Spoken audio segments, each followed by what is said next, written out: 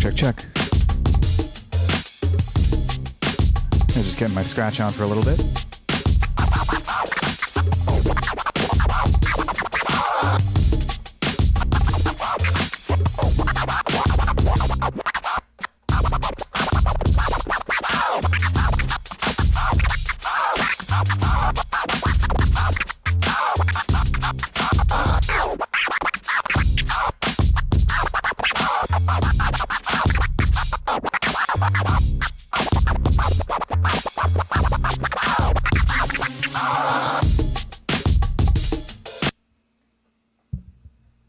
What's up, Dave? Yeah. I'm gonna work on some tunes, I guess. I didn't really have very much of a structure in mind. I was just gonna, I don't know. I've got some stuff that I've got,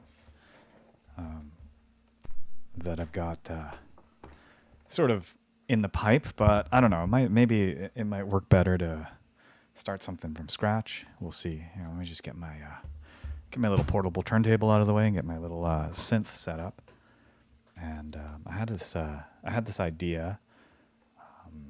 I don't know how many of y'all are familiar with the MPC.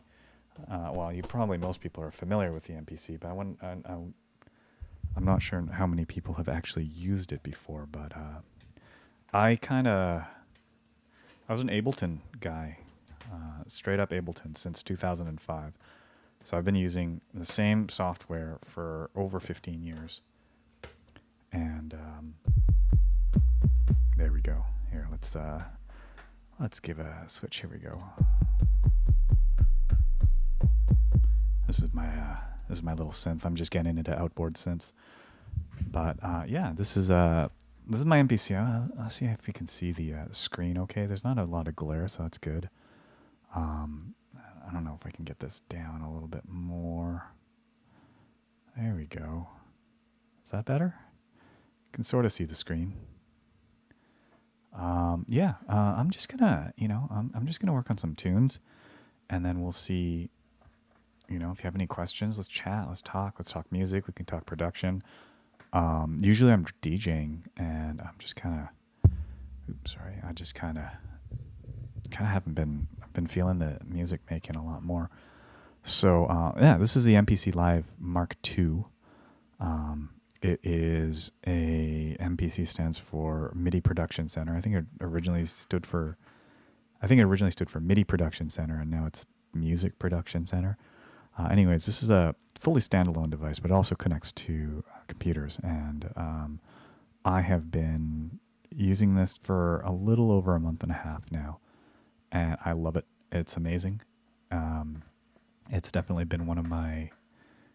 This is just kind of like completely redefined my production career. I kind of took a bunch of time off for a bunch of various reasons. So let's just. I'm just gonna jam, like just kind of figure out some shit, and kind of go from there. I had this preset on this thing that I really liked. So let's hear how this sounds. I think it was like 133.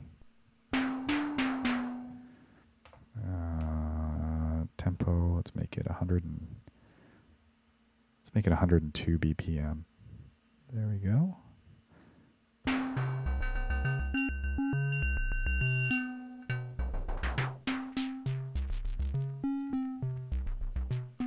That's kind of cool. Let's just kind of sample that and see how that sounds. But let's see. Do I have my metronome on?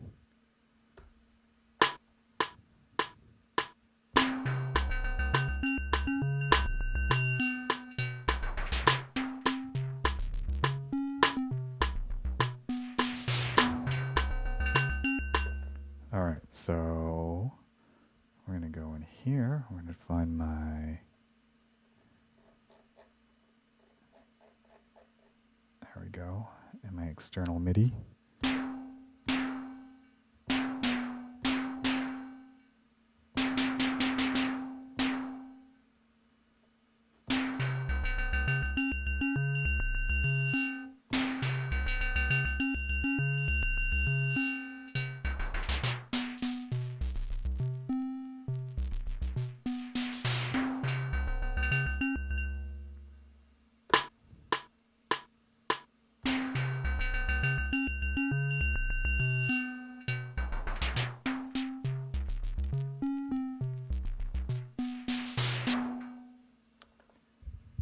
So I'm still struggling with the whole MIDI thing. Let's try in. I can never get it working the way I want it to work. Oh, there it is. It actually did show up. Weird. But now I don't want any of this. So usually a lot of the times I'll just, instead of trying to get this MIDI working, which is a pain in the ass for me, because I've never used outboard gear. I was always software, like purely software, purely everything enabled in a bunch of soft synths.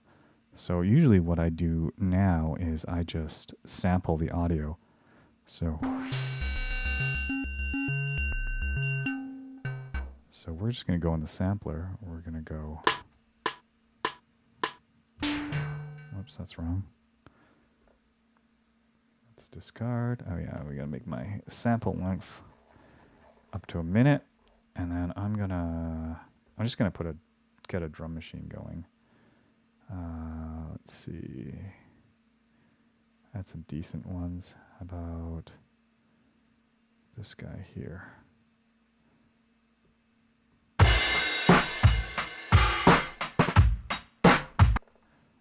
So we're going to go to our drums, set it to this.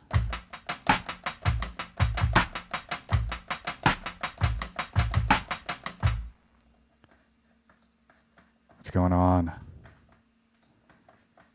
I'm trying to start a track from scratch right now, so we're just going to see where we're at. Unfortunately, my mic just picks up everything, eh?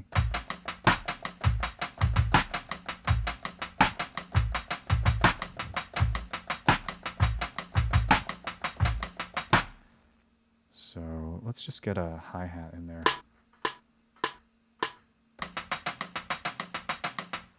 That's a little too fast. Let's go 1/8 beats.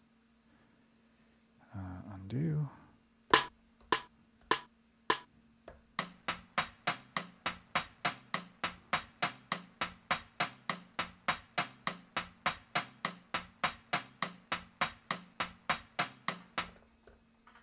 That's interesting.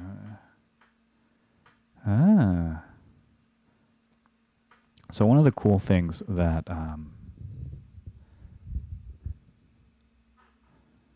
do you hate how so many of the default kits have big overbearing loops in the top half of the grid?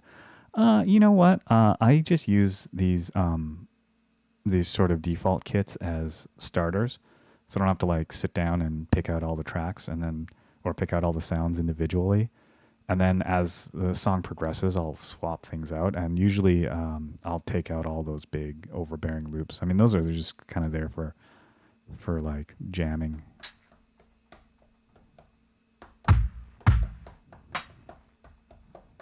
What's going on here?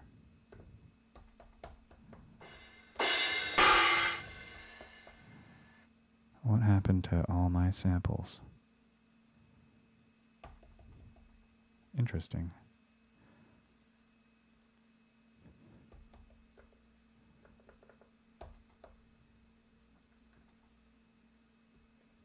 There we go.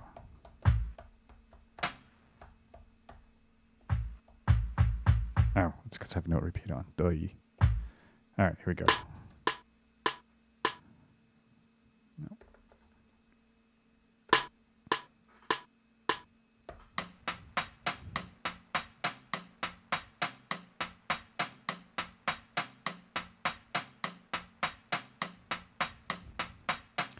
So if you listen to this hi-hat, listen to how it kind of goes quieter to louder.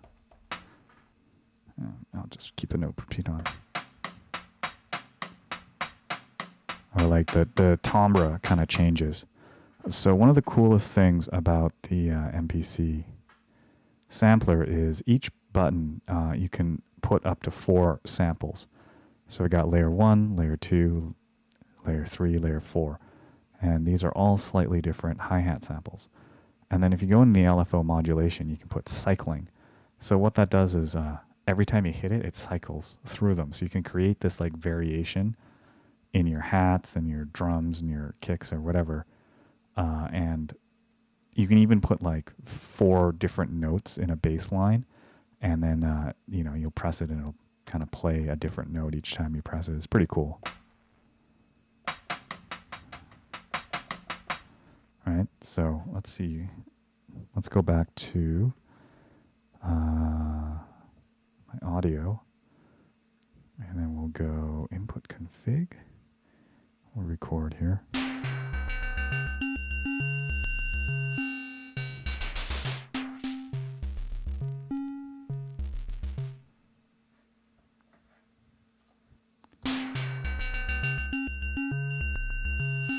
Yeah, I found this just cycling through some presets, and I figured I could do something cool with it.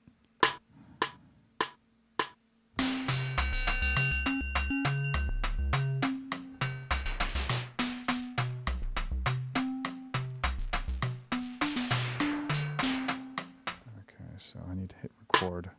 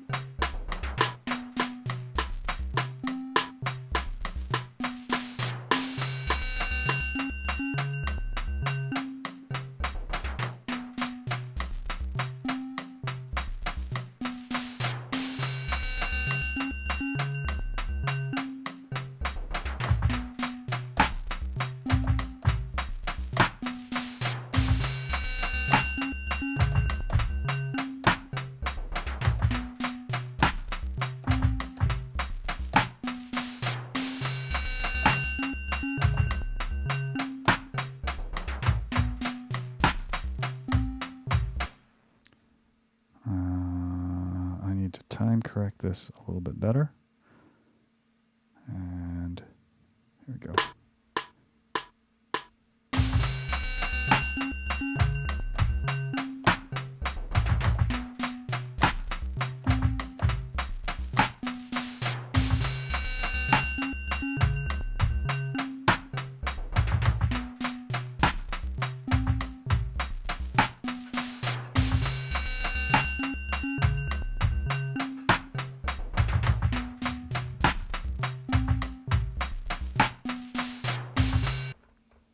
All right, so I've got this kind of wonky, weird sample, and yeah, let's see where we can go from there.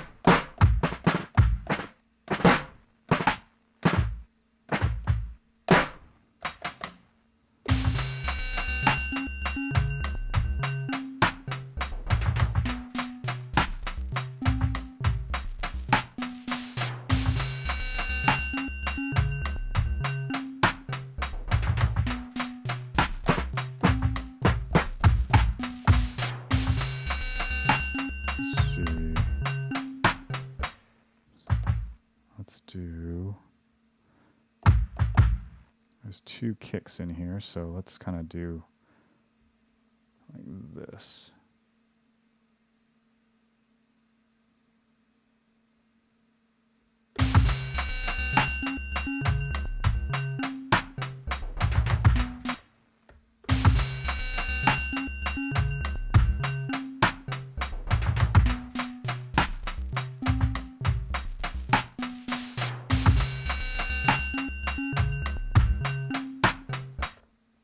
All right, so I've got this this loop sounds just a little bit off, so I'm just gonna kind of go into it and see what we can do to tighten it up a bit.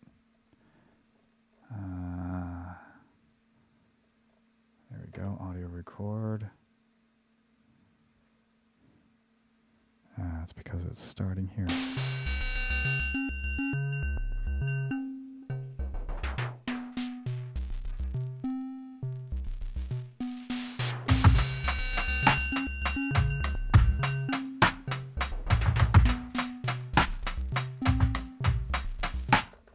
So one of the things that I find that the MPC kind of like doesn't excel at is warping and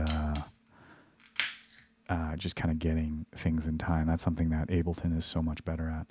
So one of the things I like to do to circumvent it is to take these kind of samples and chop it up myself. So that's one of the things this thing, the MPC excels really well at, is chopping samples.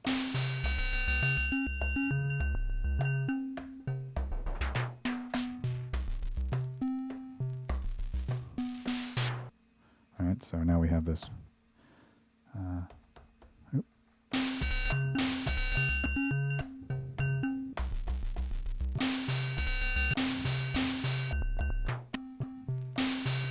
So we're going to go in and just tighten all this stuff up using, there we go, sample edit.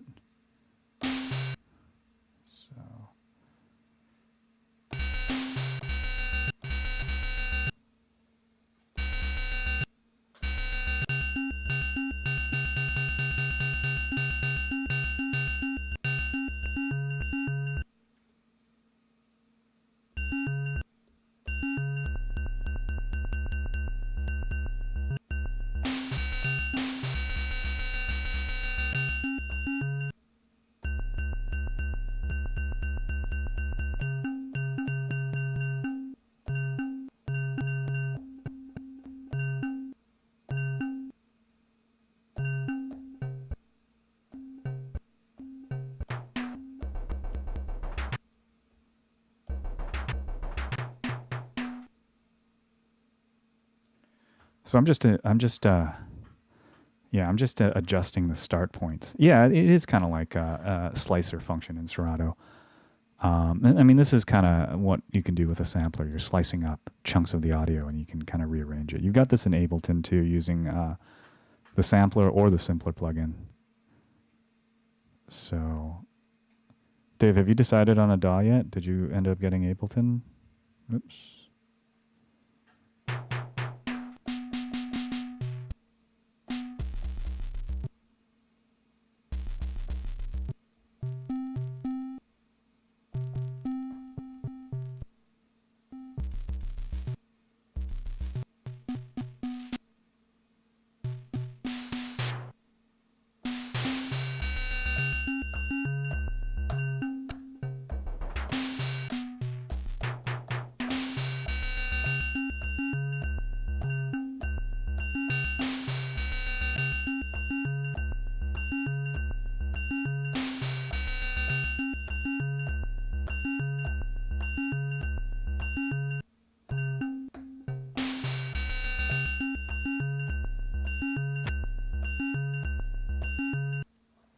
Yeah, the warp in Ableton is second to none.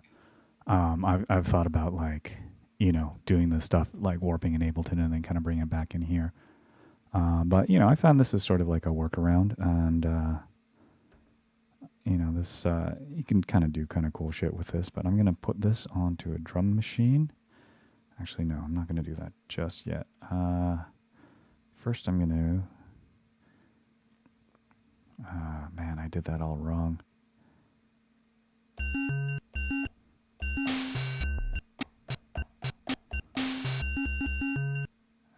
Let's take this whole. Still kind of learning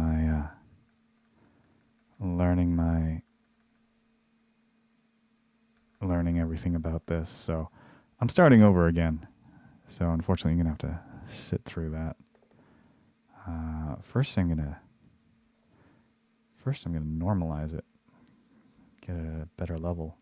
There we go. That's really loud. Okay, awesome. And then now I'm going to cut it again. So let me just turn this down a bit and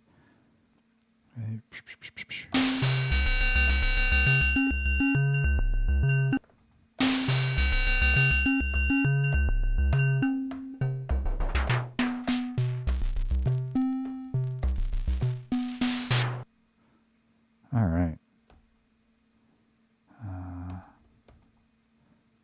So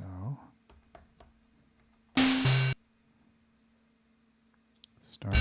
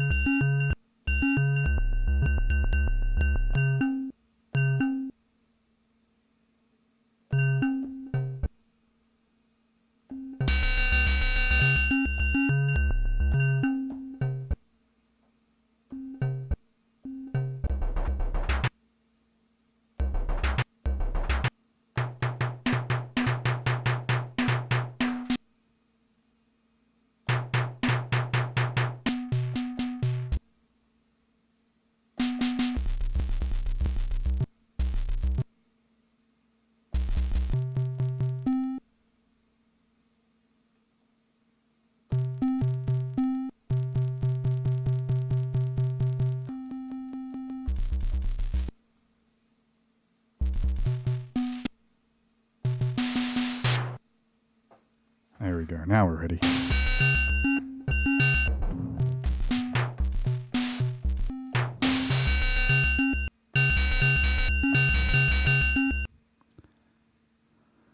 Yeah, you can do a lot of things with it. You can take like unquantized tunes, like old school disco tunes, and kind of tighten them up, put them on a grid. It's kind of cool. It also gets rid of all the funk, so you gotta do it sparingly. Oops, I want to rename this. How do I do that again? There we go. We'll put micro freak loop.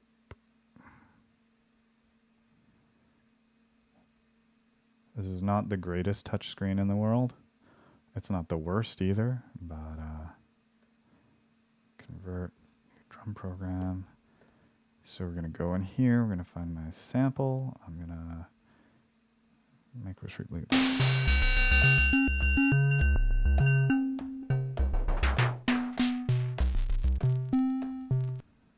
right, so we're going to mute this audio so it doesn't play twice, and then we're just going to go play.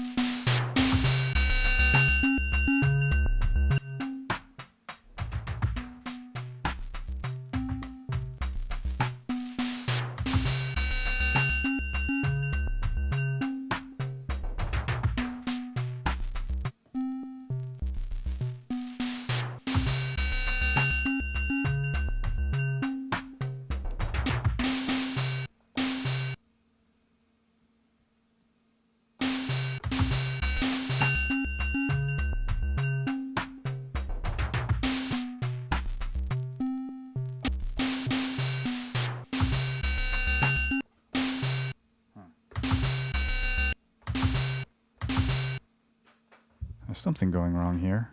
Let's see what that might be. Drums.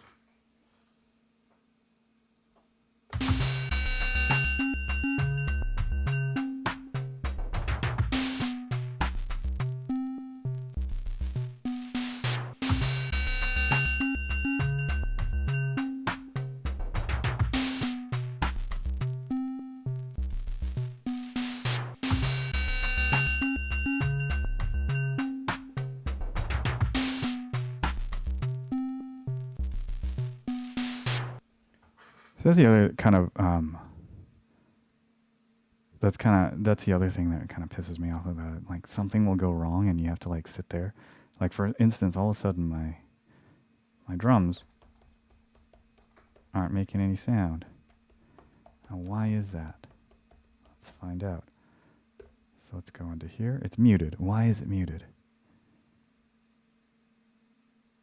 Why is that muted? Is it because I know why.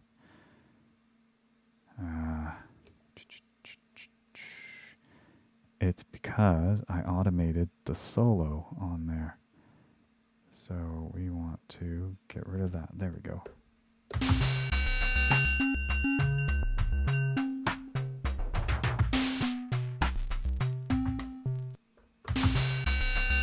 That first note just kind of sounds wrong to me. I don't know why that is. Like,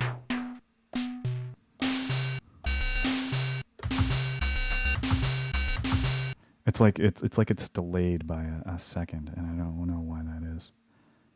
So let's take a look at the sample. Program edit. Zoom in.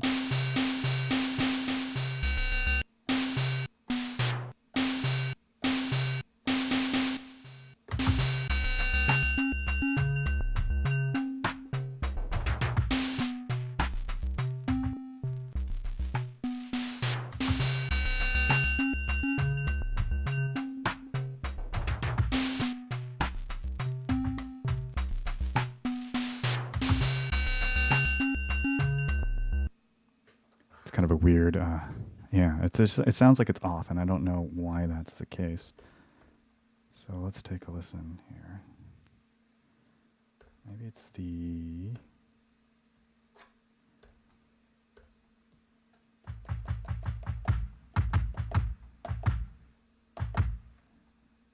Let's turn off the swing for a sec.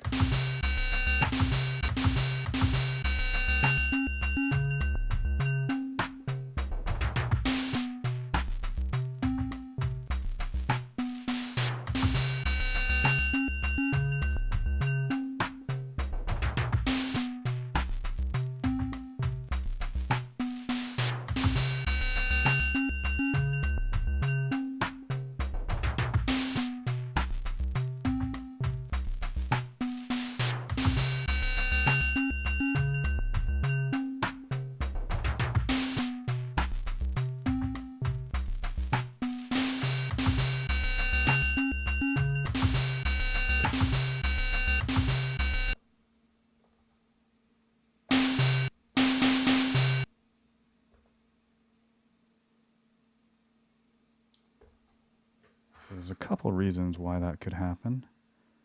Let's take a look at our samples. The offset. Let's see if we can...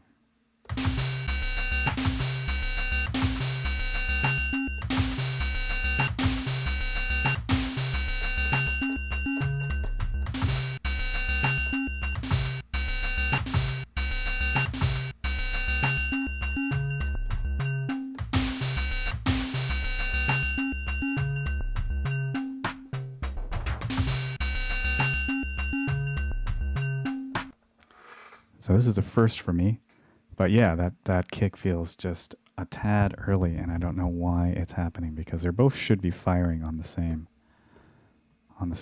part. So let's take a look. Got slice, stretch.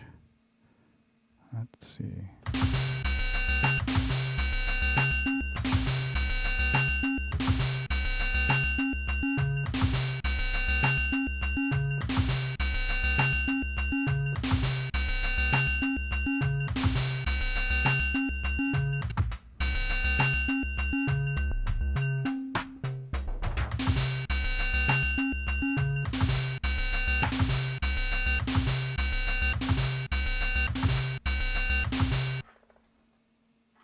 Oh, that's obnoxious. Let's see what we can do to change that.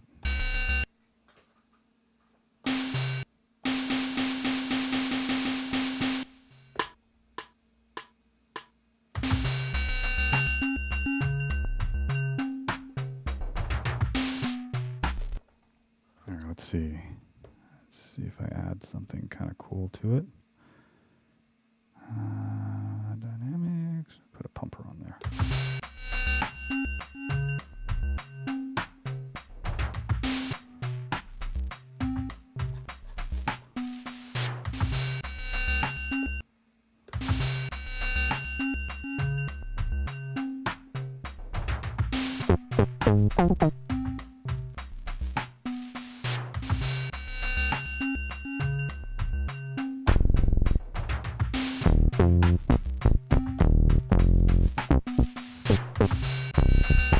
There we go.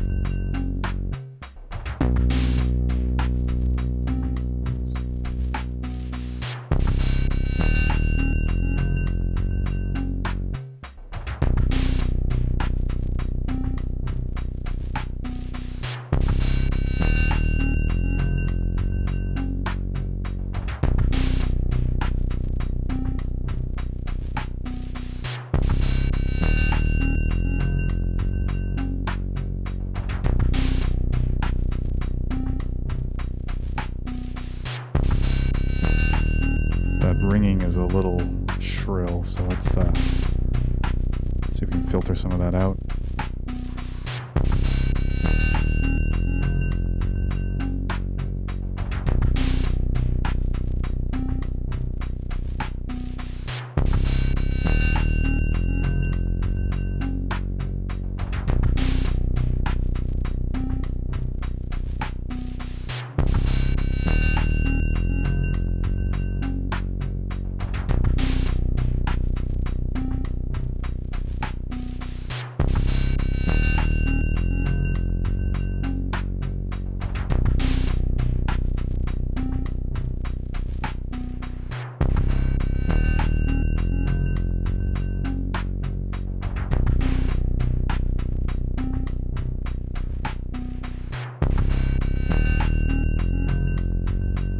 Yeah, it's kind of, I don't know. Some of these things just change as certain things kind of bring themselves out.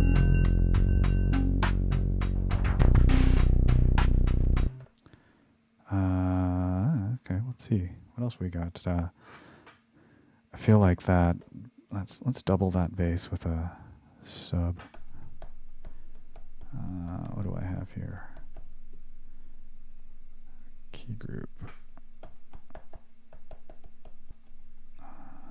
There we go.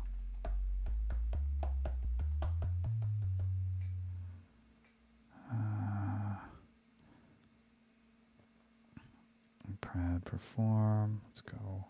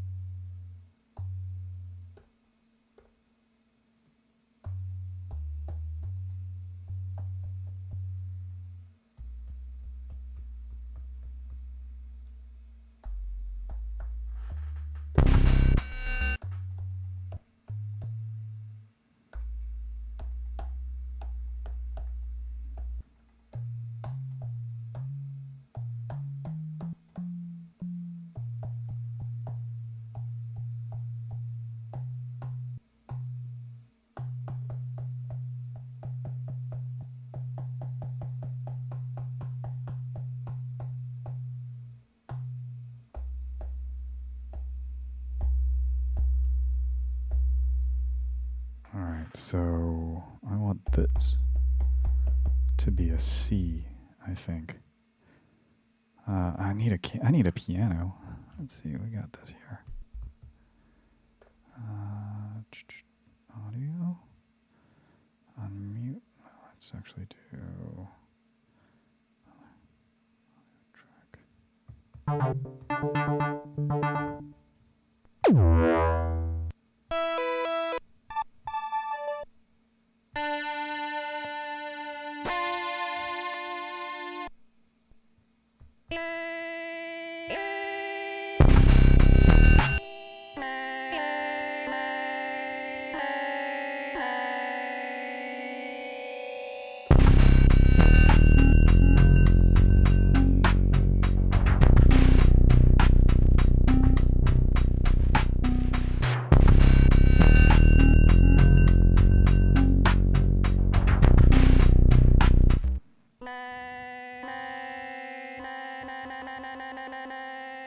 That's a C.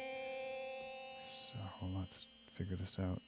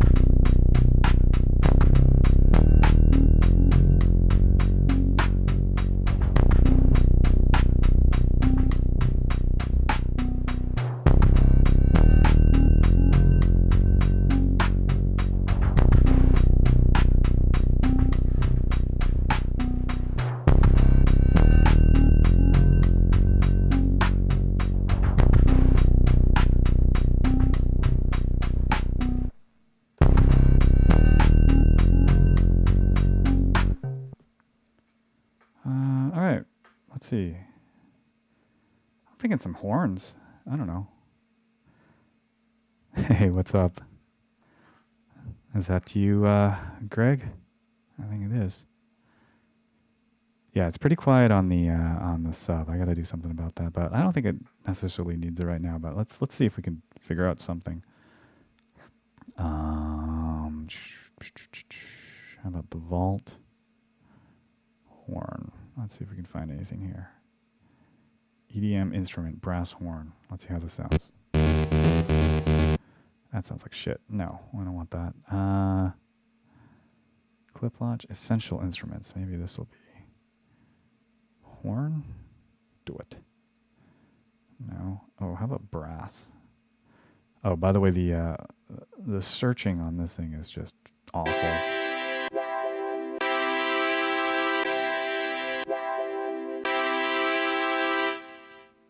I could probably sculpt that a little bit. Let's see how this sounds.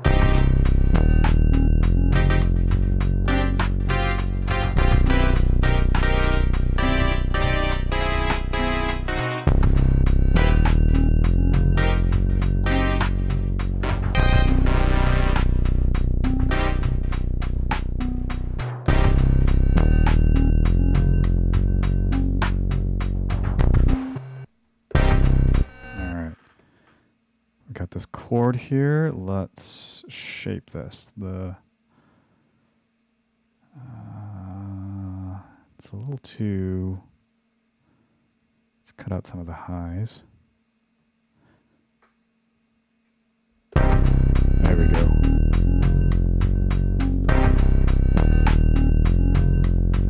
All right, let's get this delay sounding better.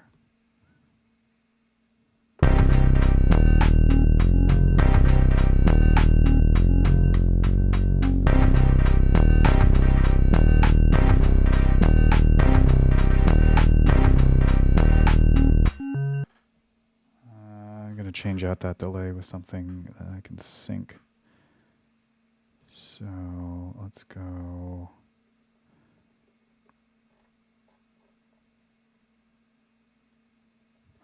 I haven't really gone through all of these things. There's a lot of effects here. They actually sound pretty good too. One thing I've noticed about the MPC is they don't have any visual. Like they don't have any spectrograms, they don't have any EQs, visual EQs. So it's actually forced me to use my ear more, which has actually been kind of nice. Let's see. No, I don't want to use that one. I want something that has a sync. So here we go. Here we go.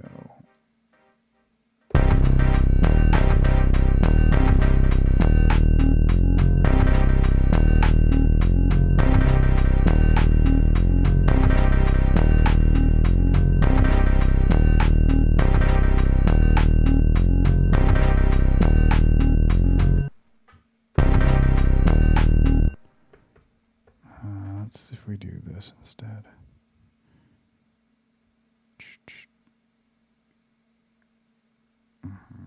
Copy.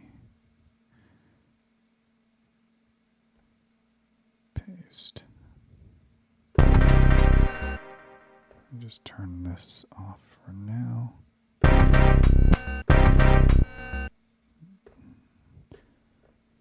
I want to make that a little bit tighter. Edit end. There we go.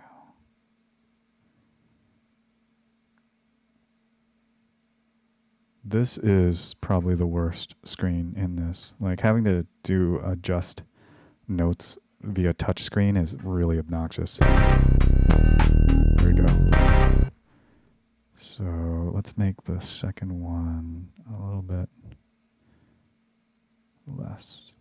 Oh, no, I don't want to do that. I want to do it this way.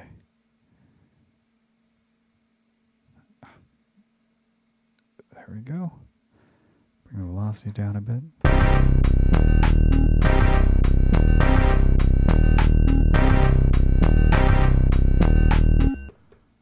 All right, now let's put the delay on there.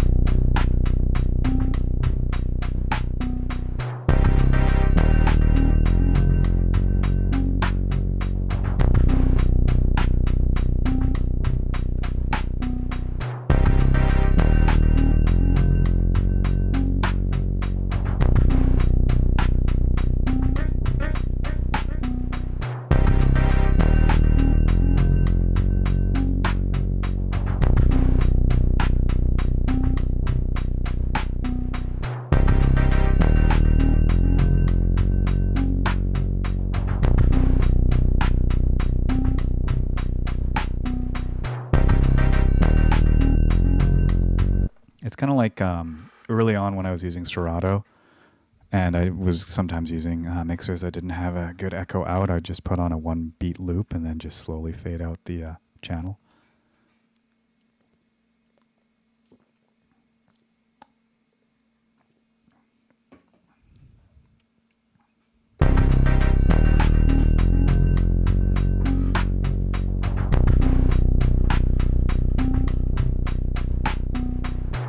You know what would sound good at the very end is maybe like a cowbell. Let's see. I'm not really liking this. Oops, I'm not really liking this. These drum sounds. I'm gonna have to swap them out soon. Maybe if we, instead of the side stick, we'll use a snare.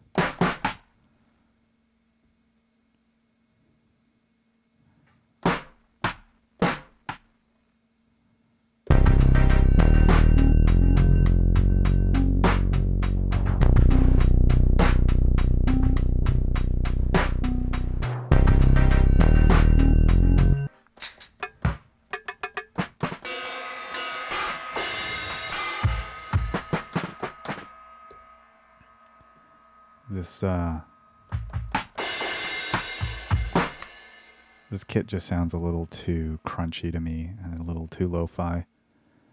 Well, let's just kind of replace some shit.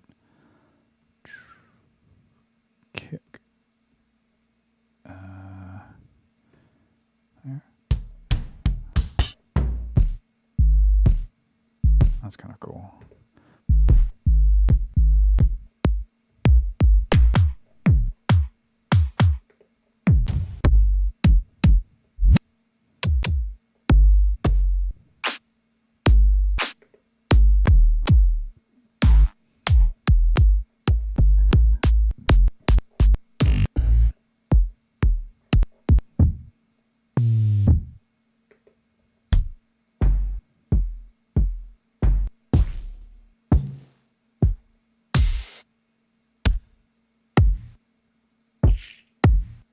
Yeah, we can add some 808s in there. Plenty of 808s.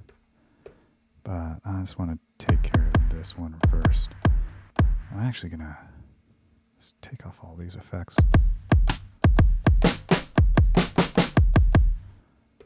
So let's go assign samples.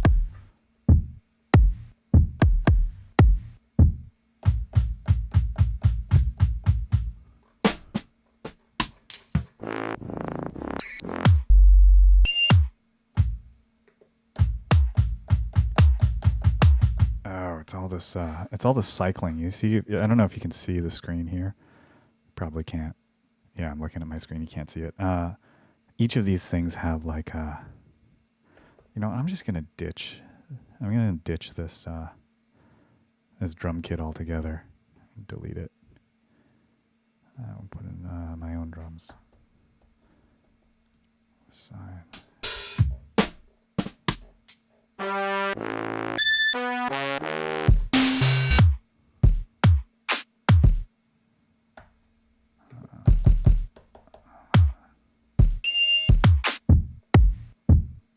try this.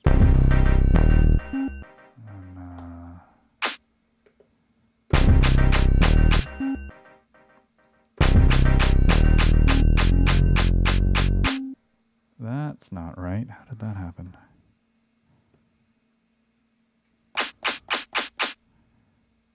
That should be here. There we go.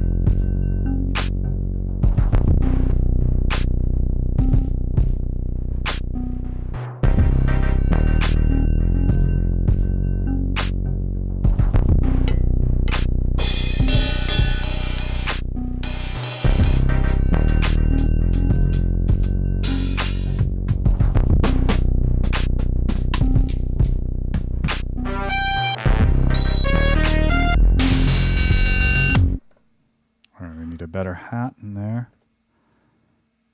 Let's go hat.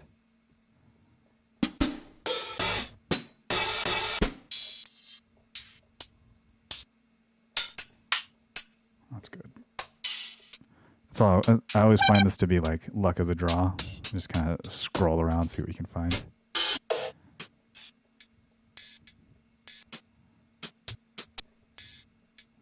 How about these two?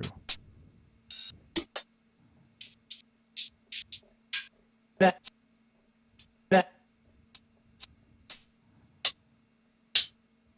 we go. All right, one of these will work. Let's get back in here.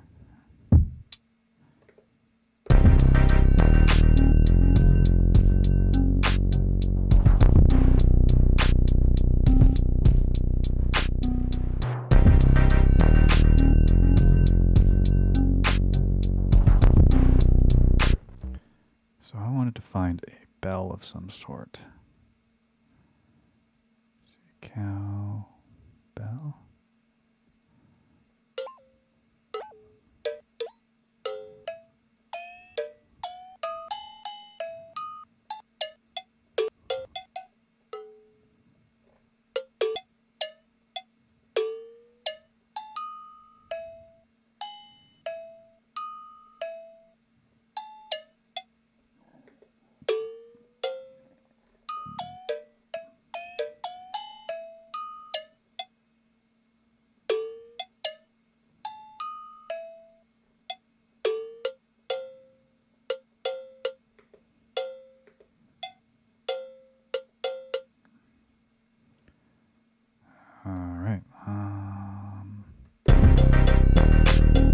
Oops, I don't want that.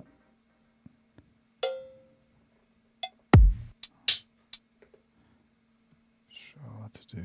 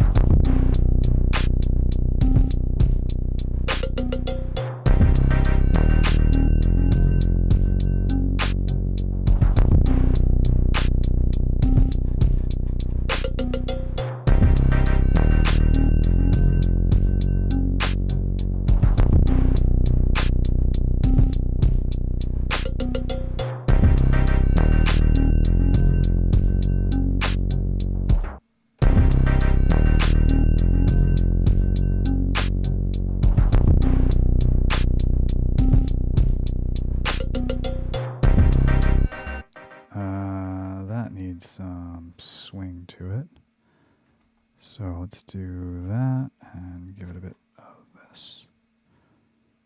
And go do it.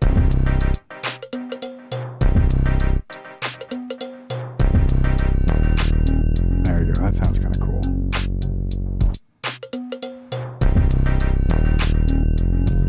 All right. So we got this horn. What else do we need?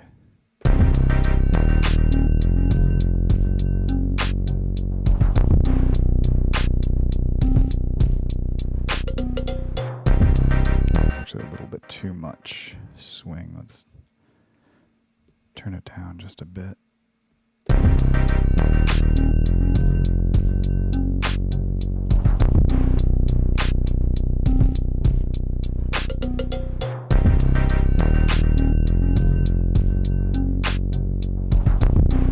Some variation in the hi-hats. Let's get a different hi-hat sound in there.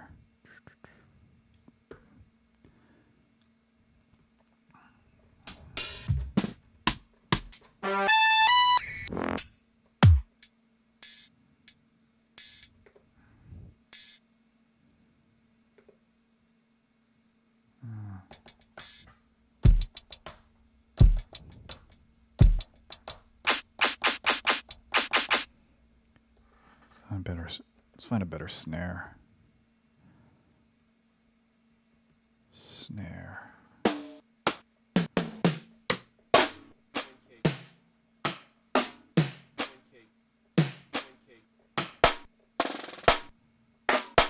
That's kind of cool.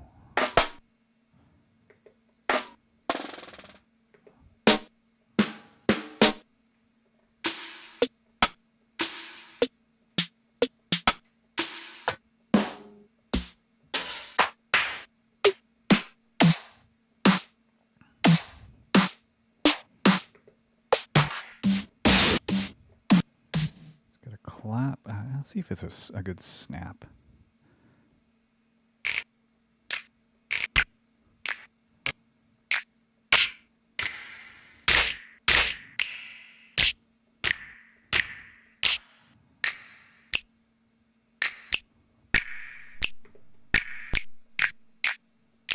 All right, let's see.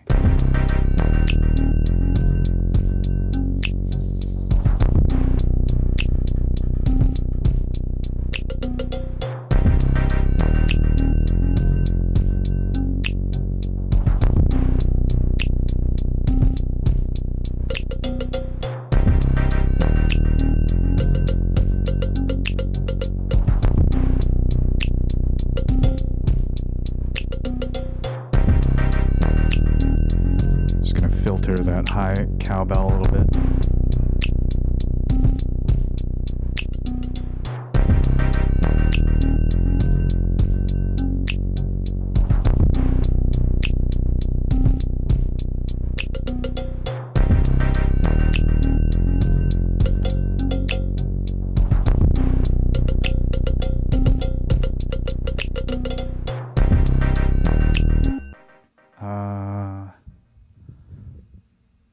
Let's see, what else am I going to do? I am going to, what am I going to do? I actually want to record something, but I gotta rewire some shit in order to do it. Hang on a sec.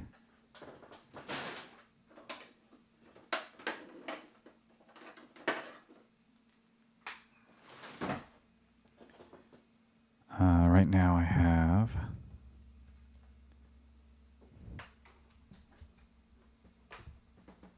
my mic bypassing the MPC, but I want to record something into the mic. Hang on.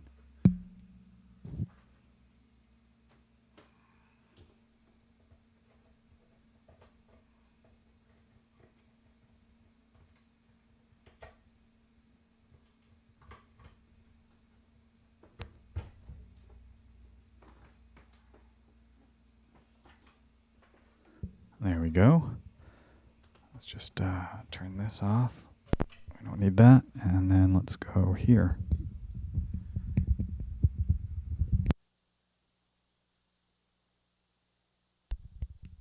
Check, check, check, check. Can you hear me? How about now? That's a little weird. a little bit doubled. Let's turn up the gain, turn down the bass. I've got all my compression off my mic now, so hang on a sec. I'm going to switch back to my other one. But let's go into audio. Audio 2. There's nothing there. Let's turn up the input. Let's go. All right, here we go. Boof.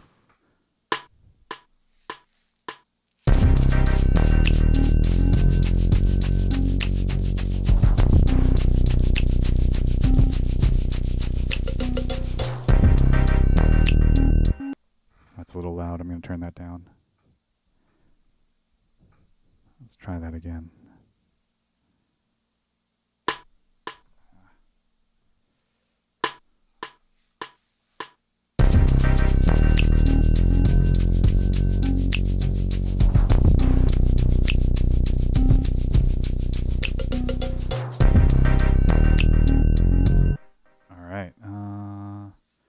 That's still peaking out, so I'm going to try that one more time.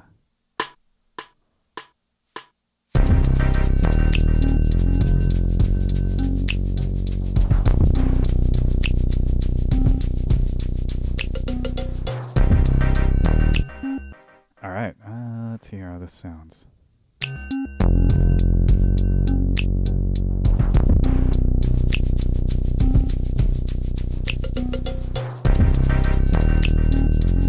All right, I'm just going to switch back to my better mic. Hang on a sec.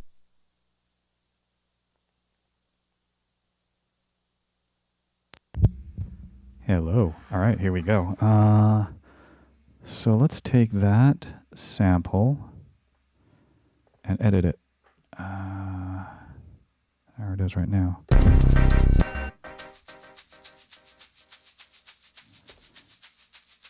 I don't need that whole loop. I really should just use like a 1 bar.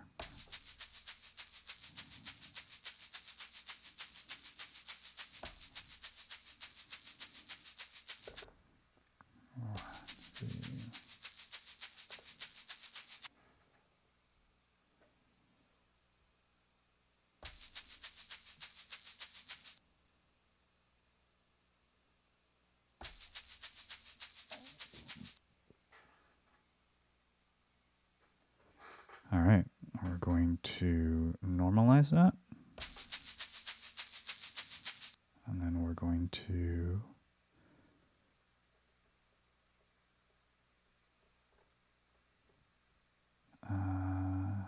what's going on here? Oh, I remember now. Link slices. Is that it? Ah, there we go. Then we're gonna, oh, no, I don't want to do that.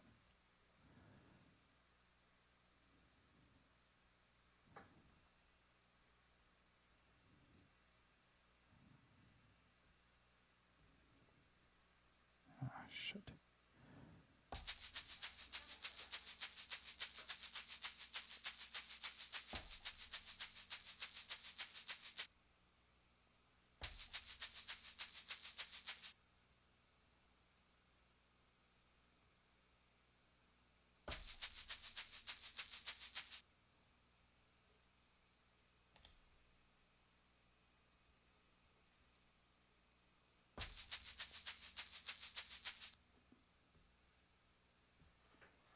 All right, now we're going to discard, and then we're going to normalize. All right, we've got a little shaker loop here. Let's put this in. I guess we could just put it in the drum track, hey? Let's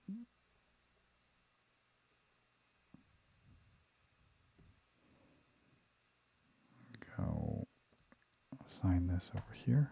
Sure.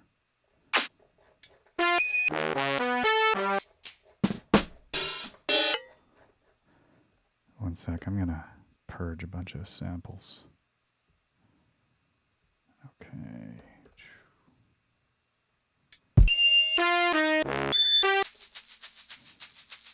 go.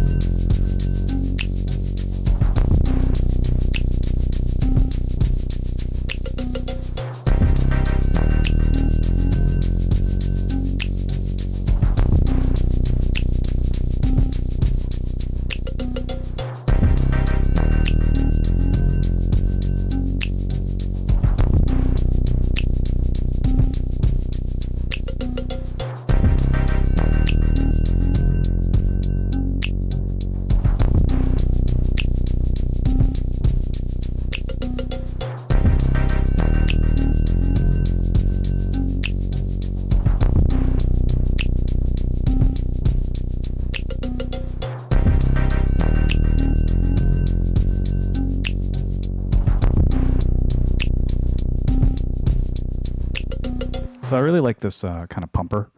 It's basically like you know, like a side chain, just kind of.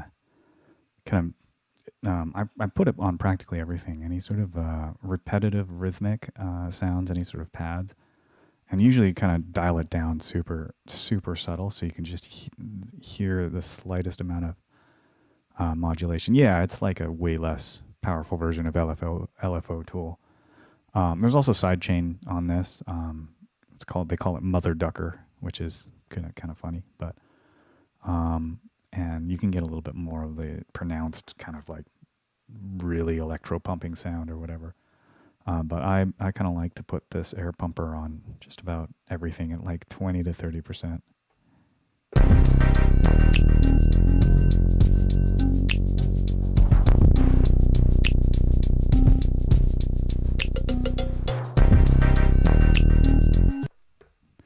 Somehow my snare got switched to a snap, and I like it, so we're going to leave it there. That's a happy accident. Okay, another thing I'm going to start doing is I'm going to start coloring my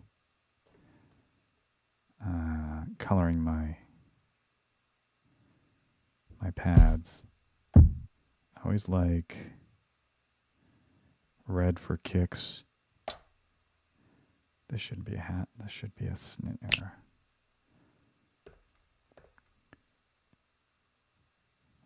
Side samples.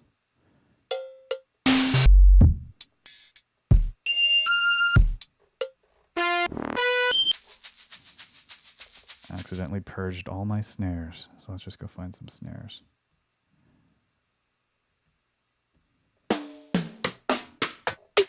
Like that one.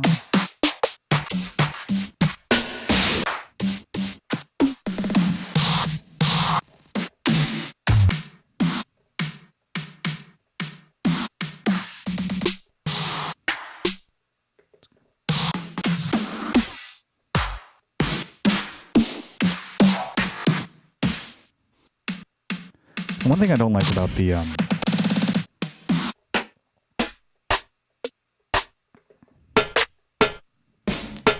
don't like about the Mother Ducker is you have to like basically waste an insert slot on the sort of like input of it.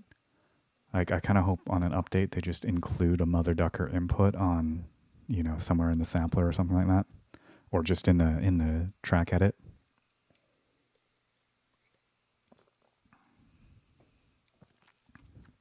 Yeah, I use the submix buses all the time when I'm kind of getting more to a mix down phase. I'm trying. I'm still experimenting with mixing down in the MPC. It's not great, and I think one thing I'm gonna do more of is just mix down in Ableton. But a couple tracks, like some of the more minimal tracks, ones that don't have like the ones I don't think need as much of a let's see, you live tack that by putting the Ducker input on one of your oh yeah. That's smart. Then you don't waste like a slot. You basically put it on your sends and returns. That's not a bad idea. I should try that. I know you can mute. I know you can. I know you can mute the track level as well on Mother Ducker, and it'll still kind of duck. Let's see. I want a snare. I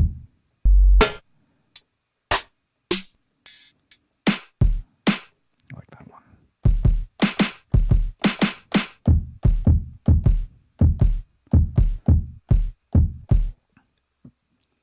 I'm gonna reverse the order of those.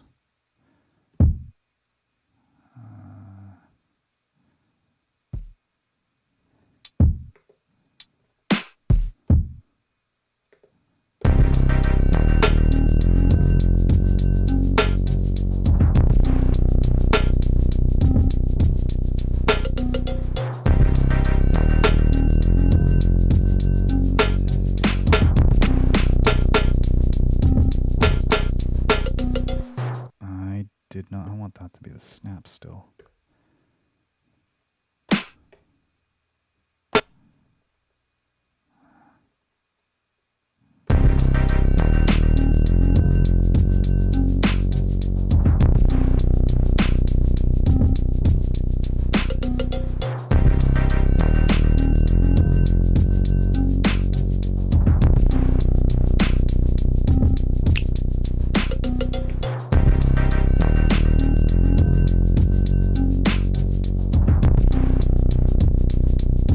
Yeah, I think the snap sounds better.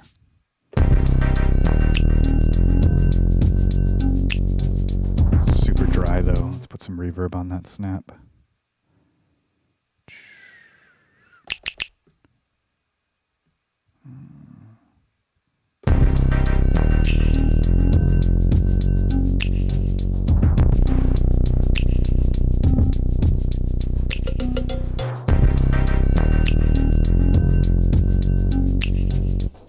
Yeah, that's a super smart idea. I gotta remember that. I thought I was all clever figuring out I could whatchamacallit, I could just create a separate track and mute that track and use that as my Mother Ducker input. But yeah, then that saves a whole bunch of slots, because that was one of my biggest complaints. Like, oh man, I got one of my effect slots, and 4 is plenty, especially when you can you've got 4 slots for the pad, 4 slots for the program, 4 slots for the. Do you even get 4 slots for the track? No, you don't get 4 slots for the track, but you do get 4 slots for the pad and then the program, and then if you have a submix, you got 4 slots for the submix, and then if you have the and then you got 4 additional slots on the output. I've been running things through here. Let me just. Yeah, I haven't really used send returns much on the MPC. I find automation such a pain in the ass on this thing that I'm I like to use my send returns to automate a lot, and it's just such a pain in the ass. I'm just exporting the shit out to Ableton and doing all my automation there. Yeah, the automation isn't great. It's not the worst, but it's definitely not great.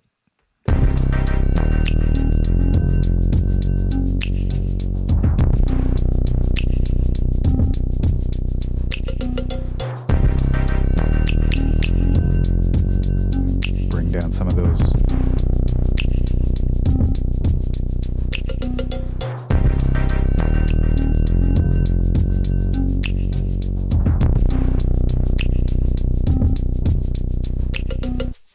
So automation, I mean, the best way to do it is just to record. So you see this little square. You probably can't see it because everything's all. But there's a little 3 dots and a green W, that kind of thing. When you hit it, it goes from R, which is read, to W, which is write. And this is when you can start recording your automation. And so that records. Let me just see.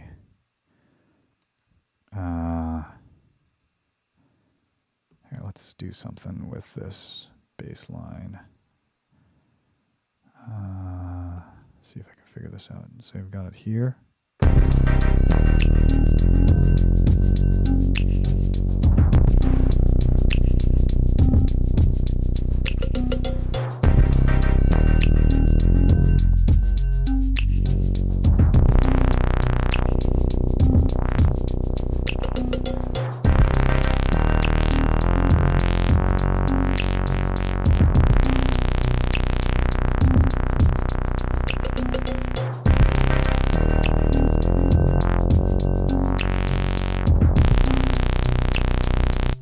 All right, so let's say I want to automate that. This is a high pass filter, right? And actually, no, it's a high pass, low pass, or it's the filter envelope. All right, so I would hit this W up in the corner, and then I would start recording.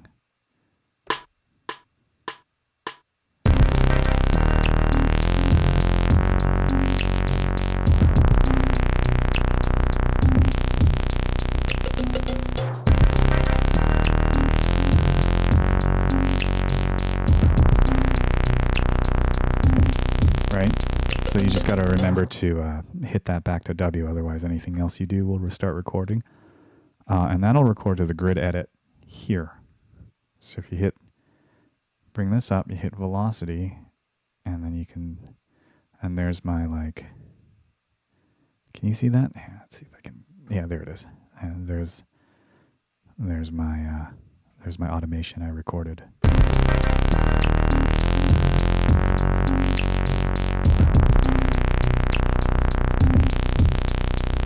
Right, you can get rid of it, or you can just draw it in as well using the pencil icon, like that. Or I can go here, 64.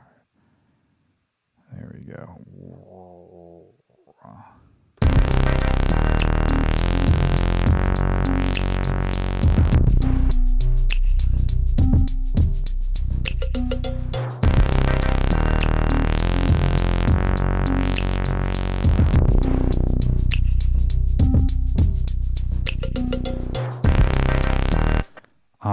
Yeah, the automation gets baked into the track sequence, right? So so this is the baseline. So if you look here, you double click on it, you get all these like options. You can add new automation lane. You can do it by the track, so you can like the pitch bend. You can draw this in. Let's kind of like.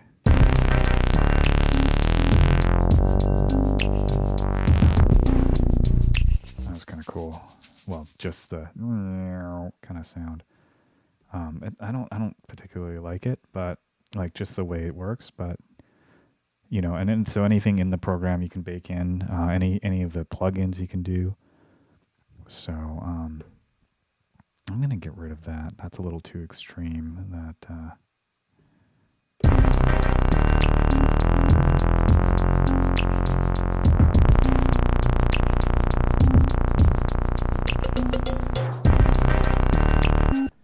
Did I think I might have pitch bend it and then didn't get it back.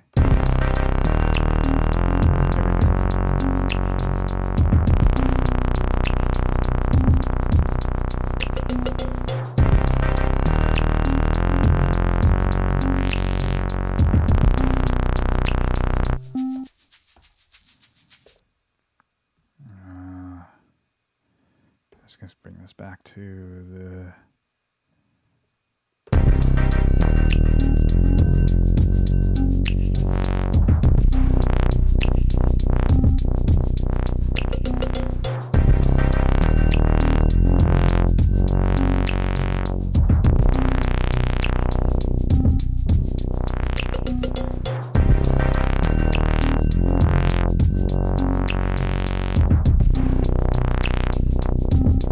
But you can I think the only thing you can automate is master channel stuff, which hopefully that'll put that in eventually. But yeah, you're just automating per track, right?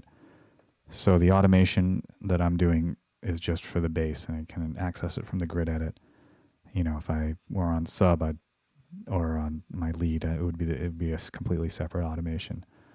And it's But you know, if you switch out the sequence, that automation is going to be gone. It's per sequence kind of thing. So I like that filter. So I'm gonna record that. Why not? We're going to program edit. We've got my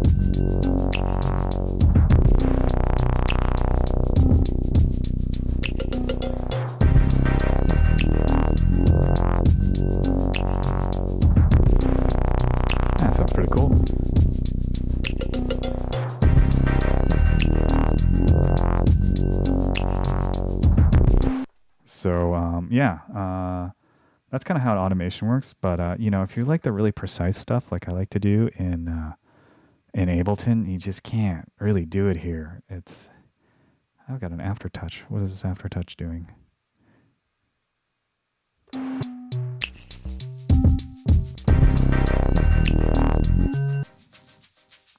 So this is sort of like that kind of thing. So, but you know, if you wanna get it really precise, like right on the grid, it's not really there, right? Like you just gotta your timing has to be on. And some people like that. Some people like that kind of more played feel. You know, everything kind of sounds sort of live, but other people like the super precise computer music. I'm kind of leaning towards. I used to be all about the former, or the latter, like just precise. Like I got my grid. I'm like putting my dots in. I'm like copying and pasting. But it's kind of fun to just twist some knobs and hope you're in time, right? The other thing that I just find the MPC lacking on is like the synths just aren't that great. I wonder if I can make something on here. Like, get like an init program here.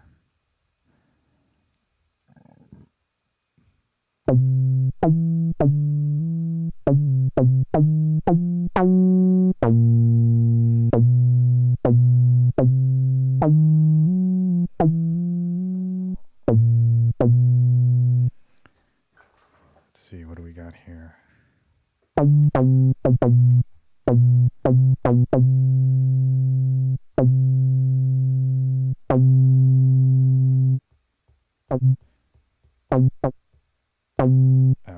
I'm actually using.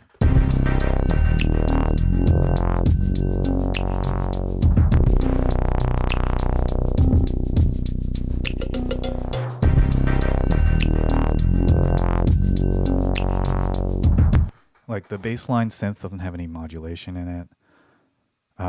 The tube synth is probably the best one on there, and then I still don't think it's that great. You can get some really cool sounds out of it, but it just doesn't seem as versatile as even something like Ableton's Operator, which is a fairly basic synth. All right, so what do we need? Like some kind of pad?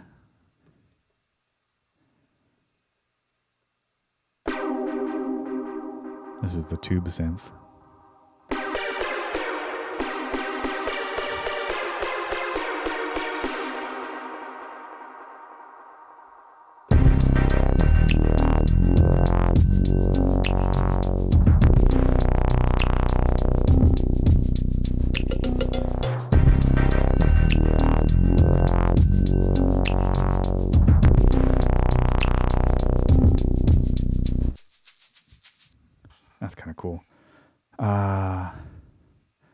So usually, I'll kind of show you some of the things that you can do on this. I don't really have a whole lot of.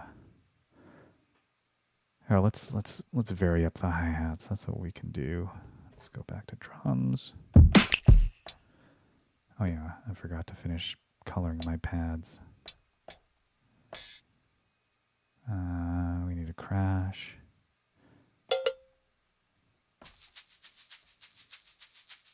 Okay.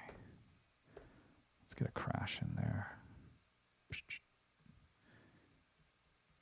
Crash.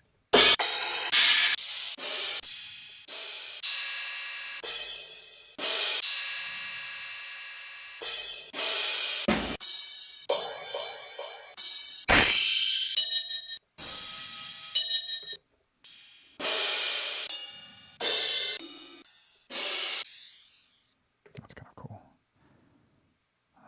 I probably replaced my... Yeah, I did. I gotta remember not to have something highlighted. All right.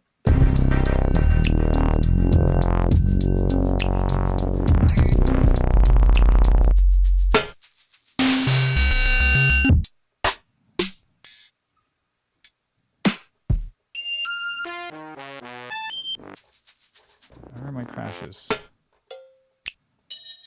we go. Let's try this one.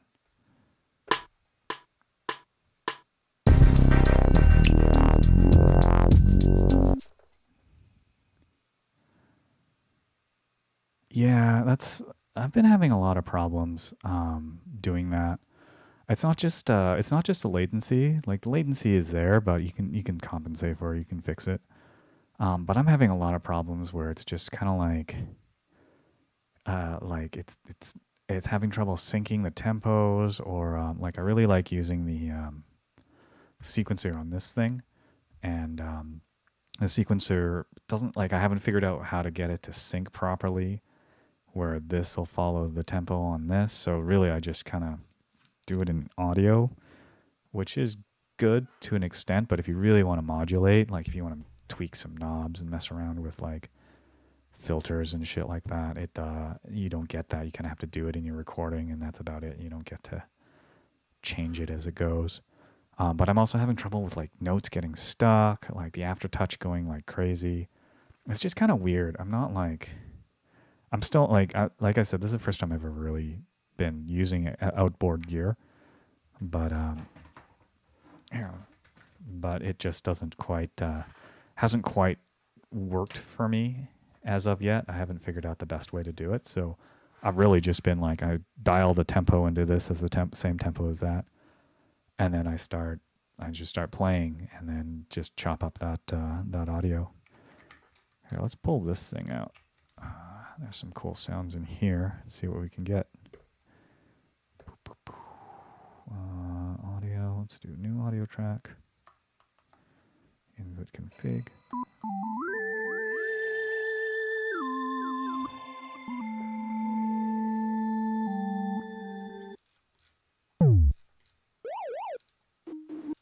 Let's see I like the chords on here. There's some really nice ones.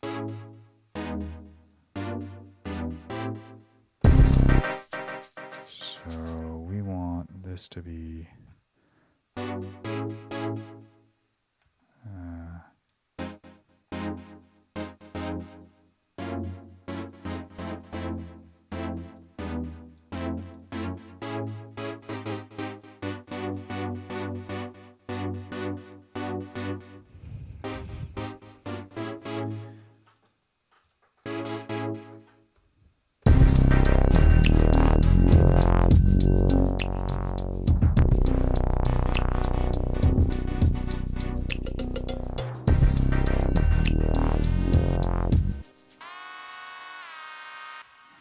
there you go.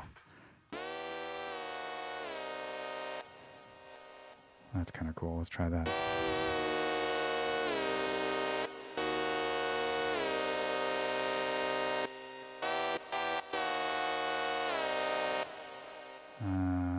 So let's sample that.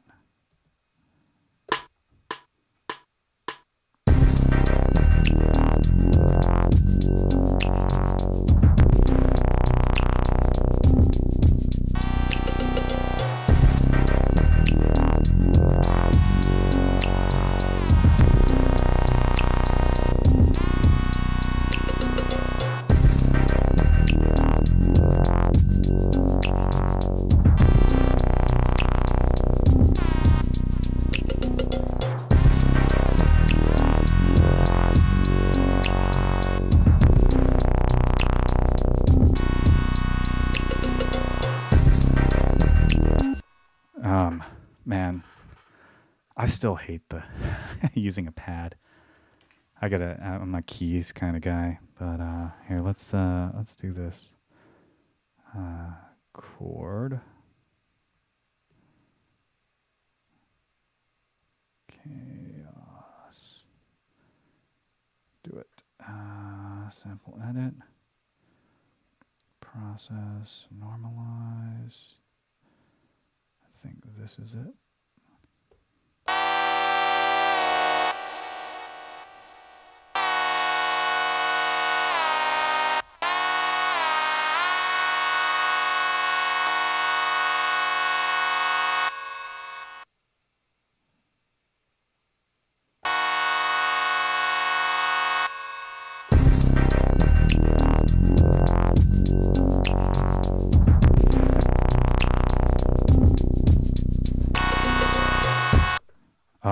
I'll show you something kind of cool. Have you messed around with the auto sampler at all?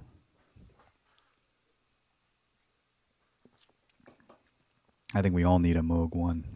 I could use all sorts of different synths. Not that I have any space for it. Let me show you something cool.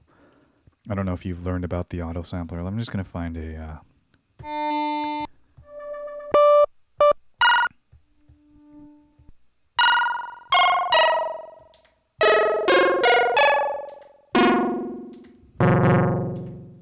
That's kind of a neat one. All right, so we're gonna go in here. We're gonna go to my. Yeah, okay. So you know about it. I'm gonna show other people. This is kind of cool. So I've got my external MIDI. I've got my Arturia Micro Freak. I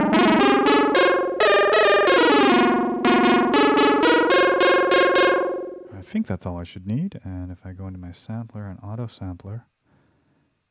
Record in from input 1. Note range, let's go C1.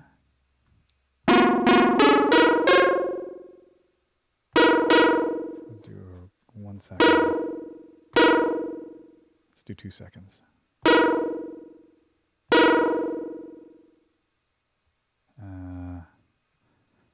We can go... This is called 8-bit Phi. And do it. Is this going to work? This is not working. What am I doing wrong? Program channel. Oh, that's why. And now I've lost it.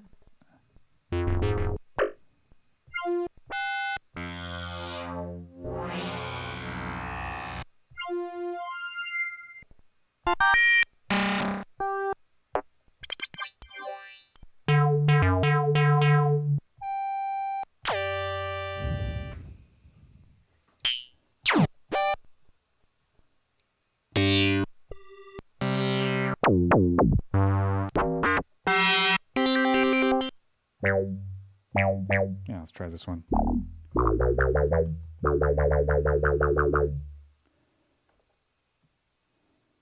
Auto sampled. Sneaker bass.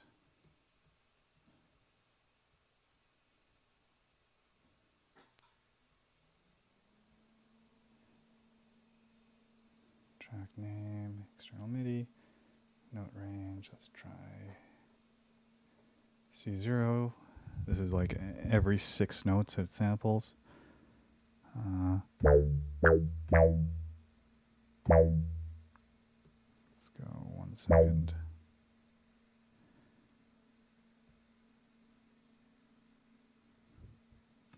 Did I do something wrong? Normally you can hear the notes playing.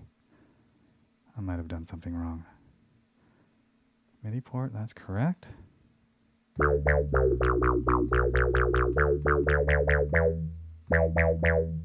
It should work.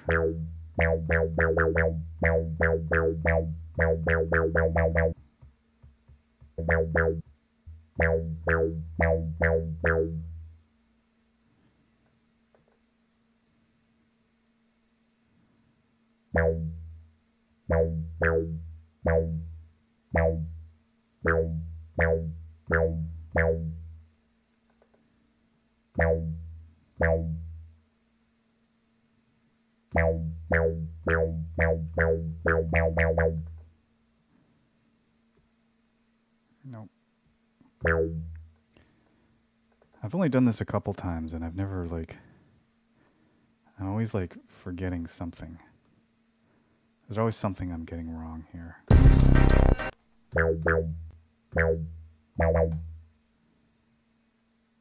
Huh.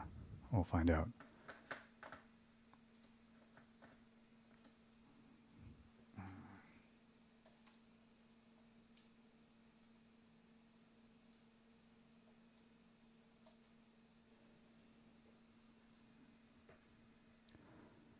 Let's see if this worked.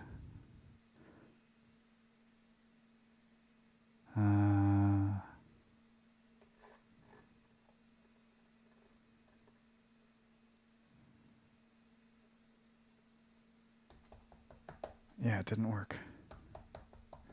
All right. Well, anyways, there's something there was always something I forgot, but it'll basically just play the notes and record it, and then automatically assign it to a keyboard. But there's something I'm doing wrong. I got to watch a video to figure out how to do it. But if you know somebody with a Moog, you could kind of plug it in to the MPC and like steal all their sounds, which would be pretty cool.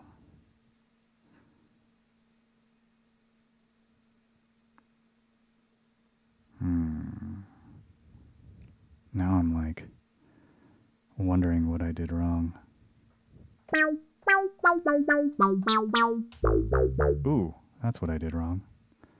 Let's try that again. But let me just delete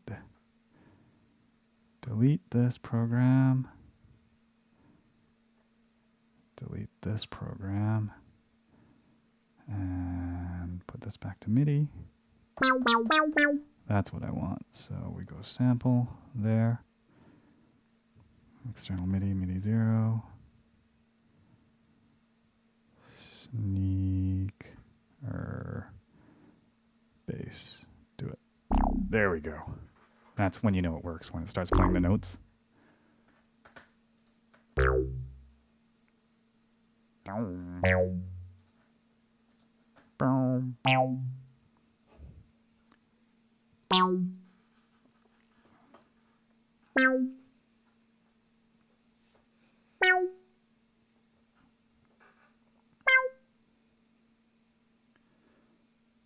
So basically anything with a MIDI port, basically you can just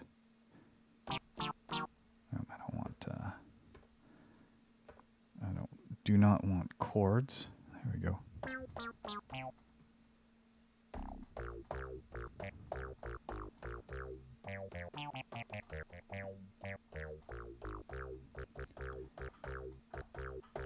Right, so you can basically steal sounds from just about every, if you know somebody with like a really nice synth, you can just plug it in via MIDI, record all the sounds, and it just automatically puts it to a key group. It's pretty cool. Anyways, let's get back to this. What do we got here? What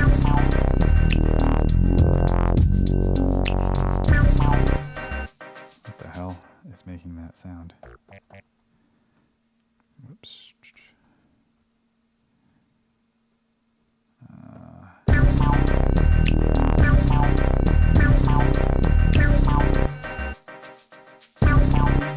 That's my micro freak.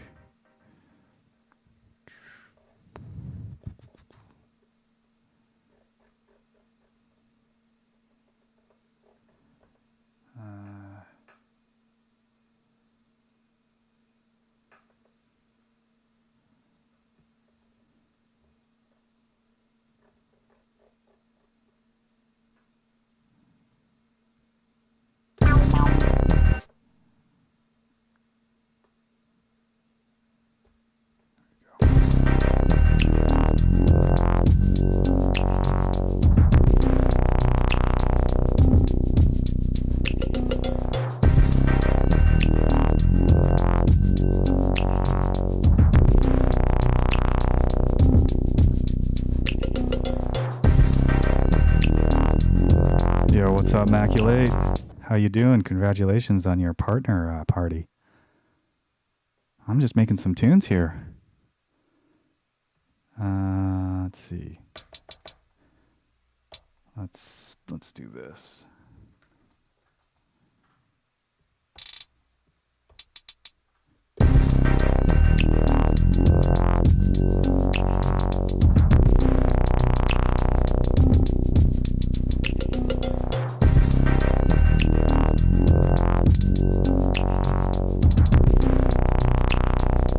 What's up, Nutty Industries?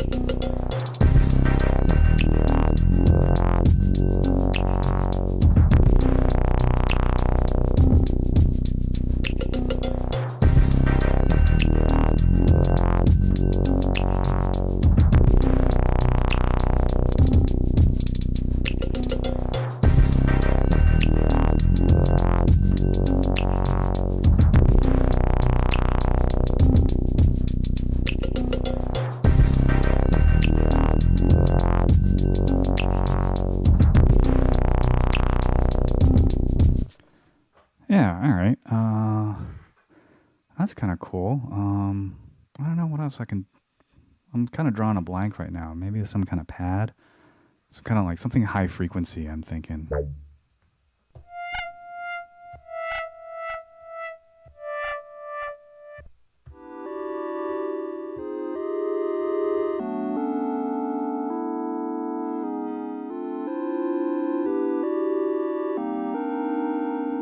That could be another song.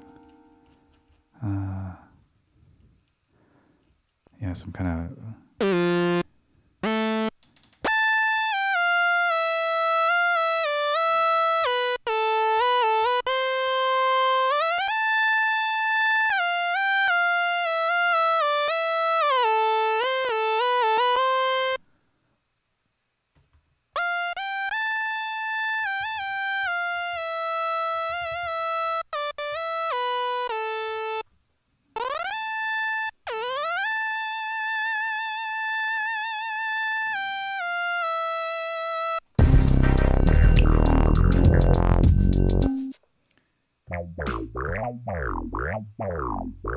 Ah, God damn it. So here's one thing I haven't quite figured out how to do yet. I can get this to control this, but I can't get this to mirror back to this. So that's kind of obnoxious.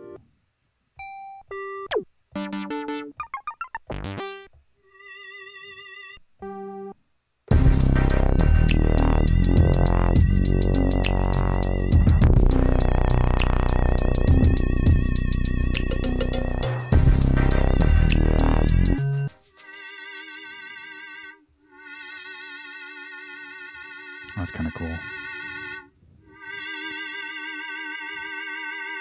Oh, it's kind of spooky. Fits with the spooky vibe of this. Let's see what we can do here. New audio track.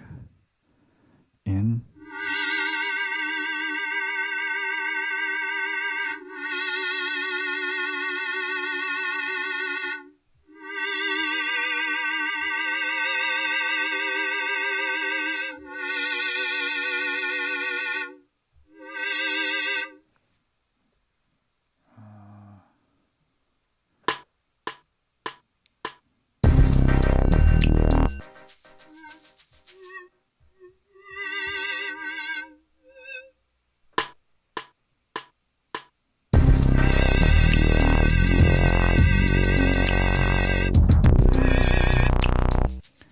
I'm terrible at playing the keyboards.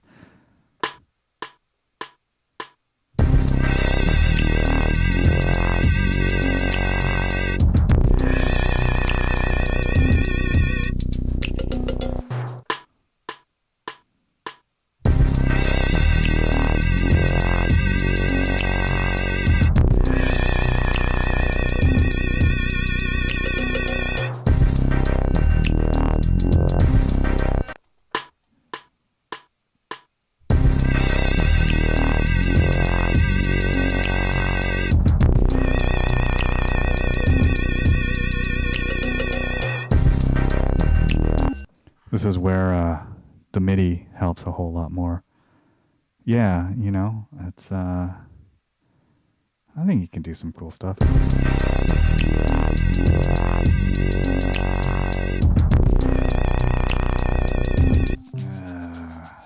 want that to last a little bit longer. Let's see if I can do.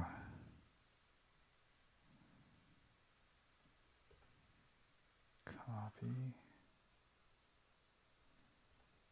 Paste. No, that doesn't work. All right, I'm gonna have to figure out how to do this using MIDI because that's not my actual piano playing is god awful. So we'll do this. We'll go to MIDI. We'll go to external track, which I have over here, and we've got this. Okay.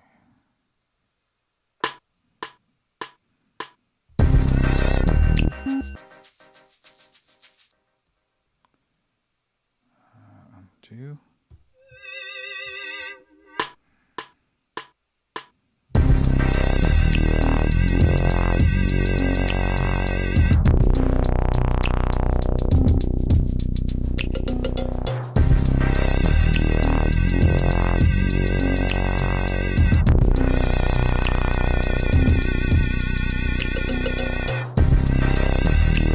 There we go. I don't actually have to learn how to play anything.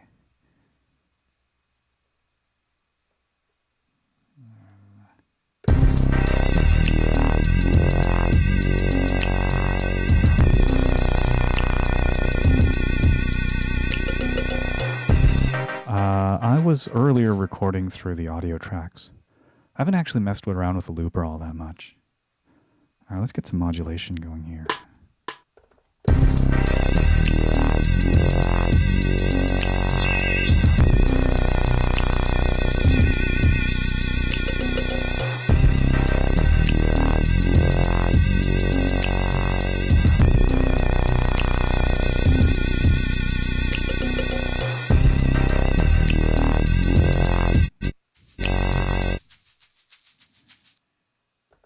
Oh, yeah. What did I do?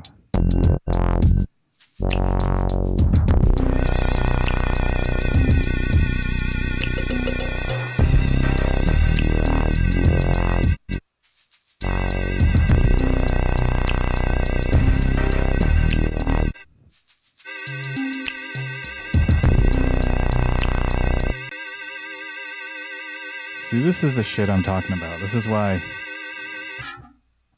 I hate doing MIDI. So I'm trying to turn a knob and it's like turning my mute on and off. And let's see, I'm going to turn this off. There we go. It's still doing it.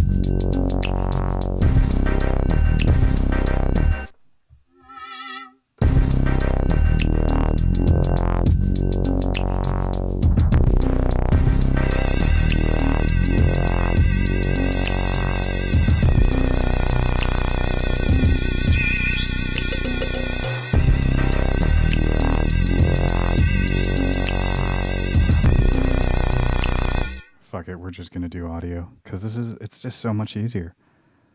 Boom.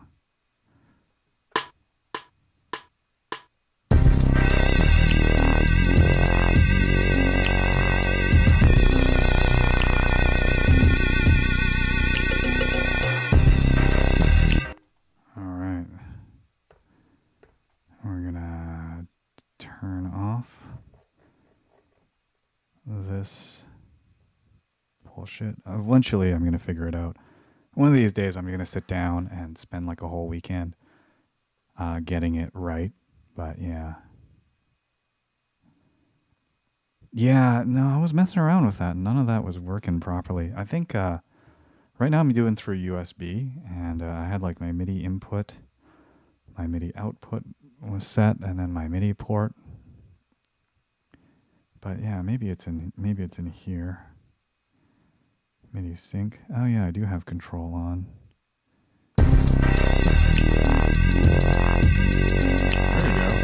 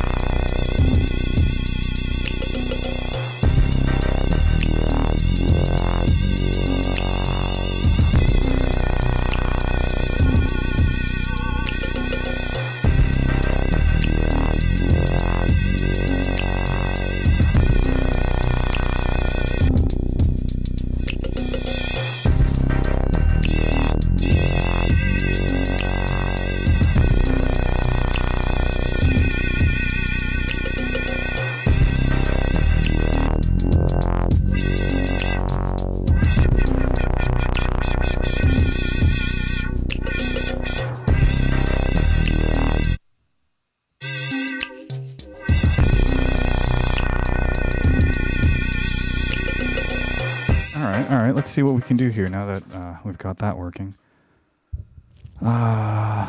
Let's wobble it. Shall we wobble the fuck out of this?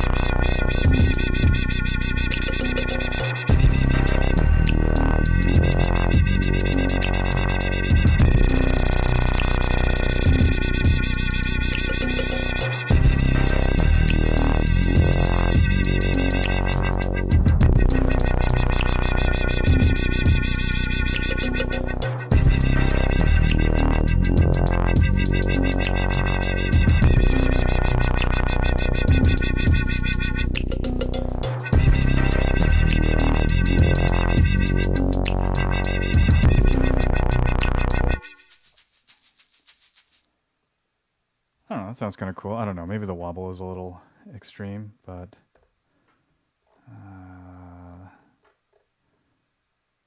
let's see what happens if I pitch it down an octave. 1, 2, 3, 4, 5, 6, 7, 8, 9, 10, 11, 12. You know what I wish I could do? I wish I could hold shift when this is on transpose and then twist it and it goes down an octave.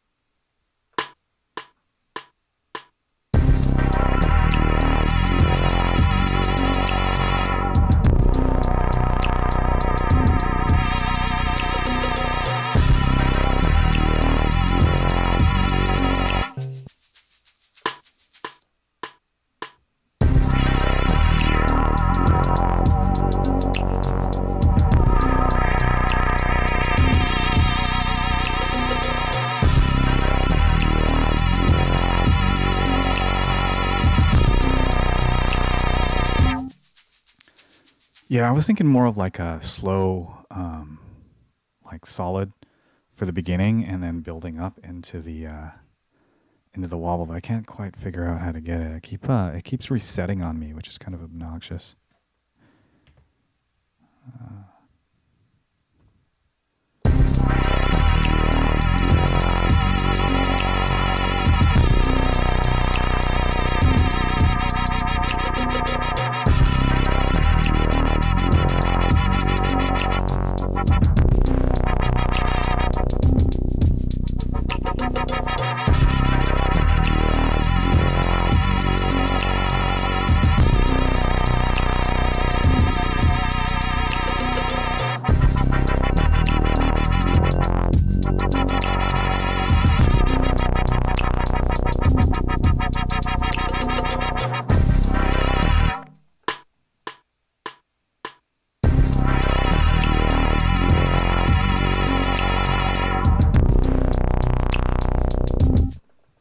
Yeah, it might just have to be. It might just have to be an auto filter insert.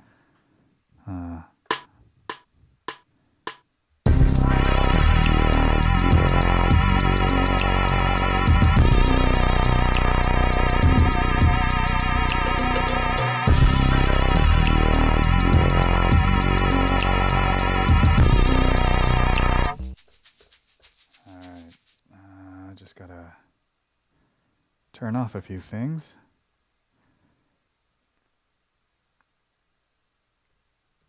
Off.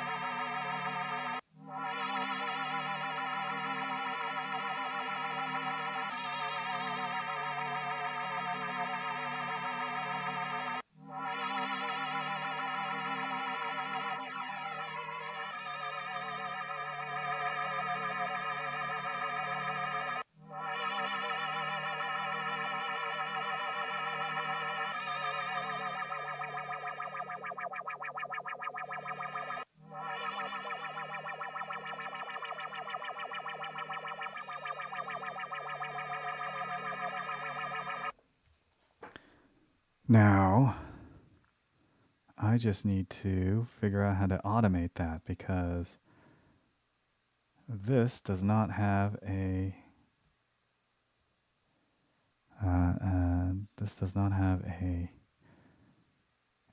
automation lane there. So here's the thing about using the MPC is half the time like it just becomes a puzzle. You're just sitting there like, how do I do this? I know how to do it on Ableton. So I'd do it in Q-Links. I'd want to do it to the audio track. I'd want to do it on one of these.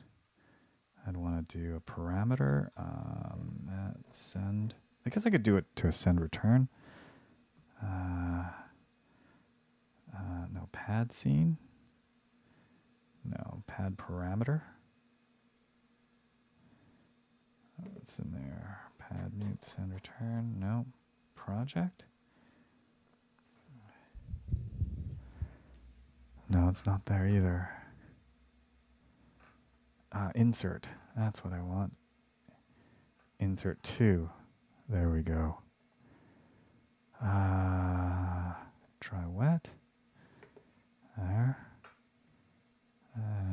This we want high frequency. This we want low frequency.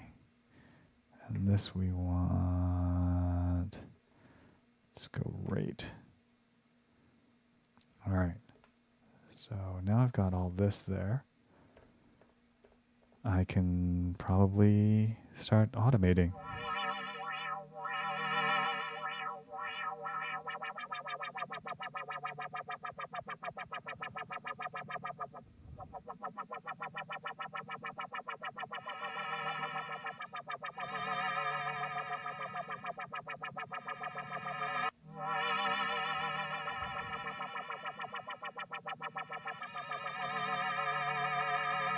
All right, so hit that.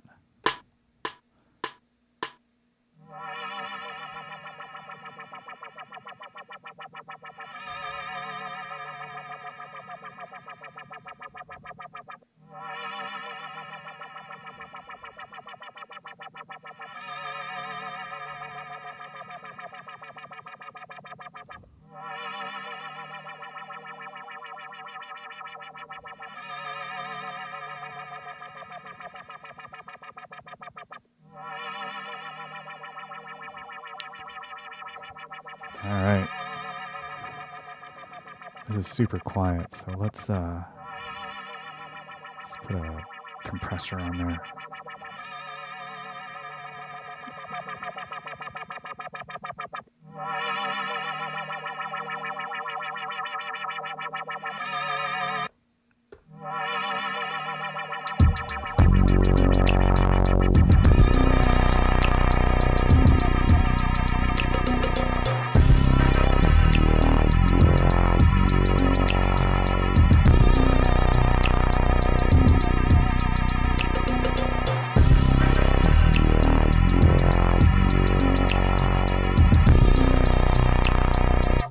So the way I like to work on the MPC is just to build up every single layer that you can think of. And once you've got that all in this one all-encompassing loop, you start taking things out when you need to. But one thing I want to see is... Oh man, I'm using up all the stuff. Can I bounce this? Reset copy track, clear regions, survey channel strip, cancel. I can't bounce this, hey?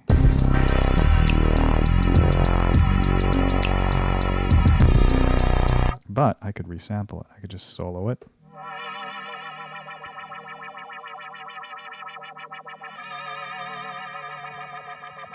So you can just go into here, choose stereo, choose resample left, right. I think this is a mono. Actually, you know what? I'm going to turn off a few things. Off, close. And then we'll go sampler.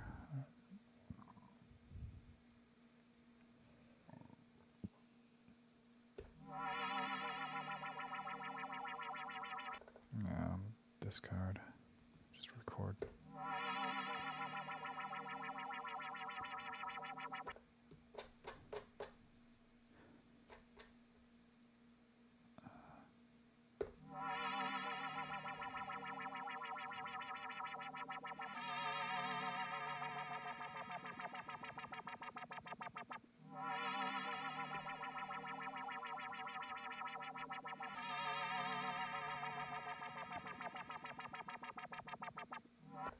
All right, now we have this pad here, super quiet pad. We can normalize it.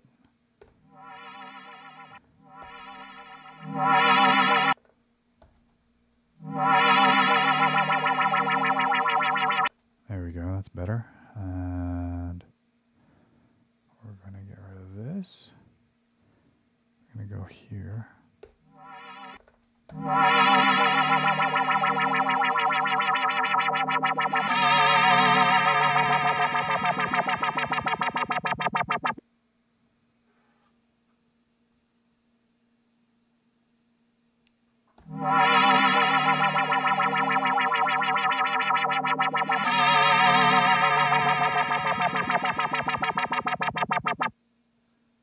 All right, there we go.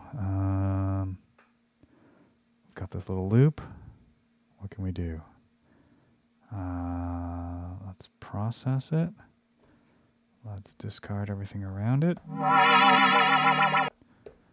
And then let's assign it to something. Let's get back into MIDI. We want our pads. There we go. Oh shit, I've been on. Okay.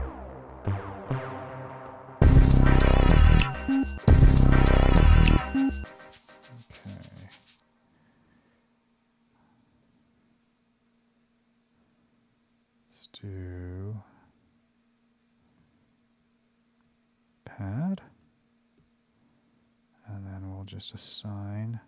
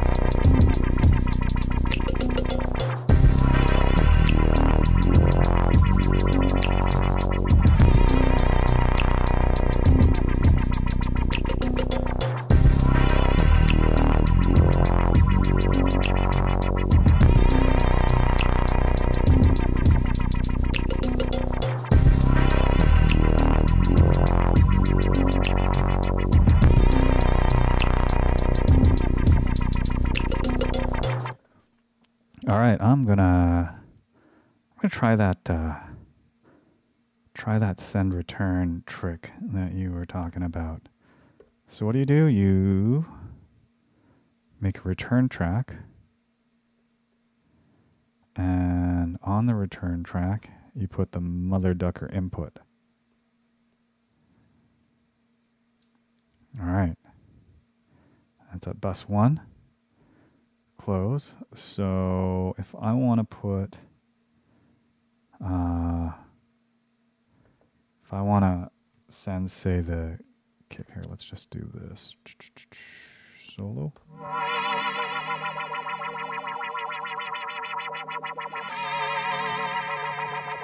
So send.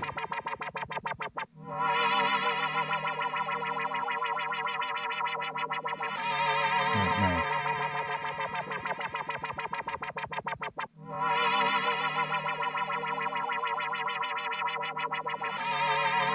So let's say I want my kick to it.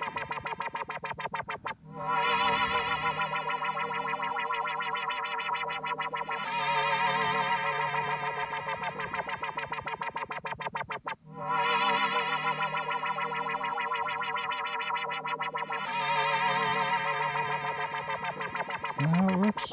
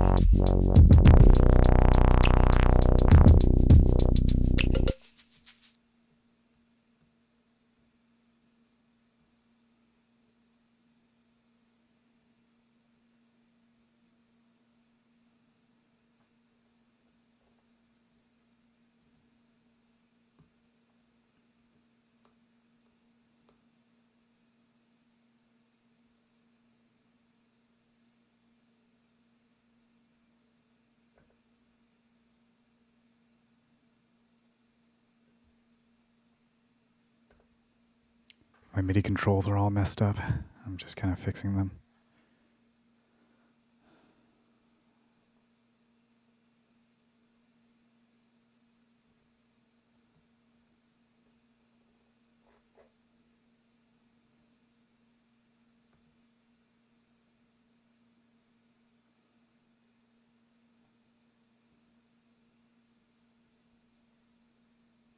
There we go.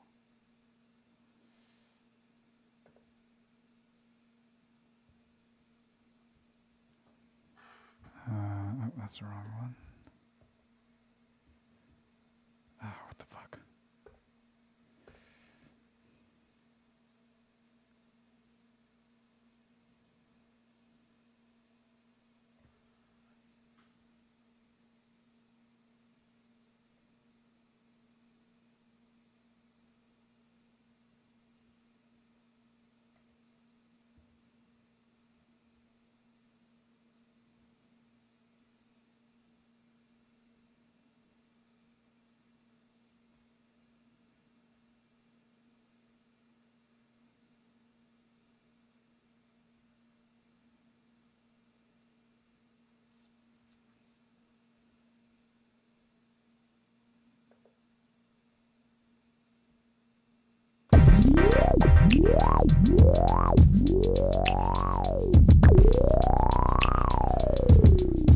No idea what I did there.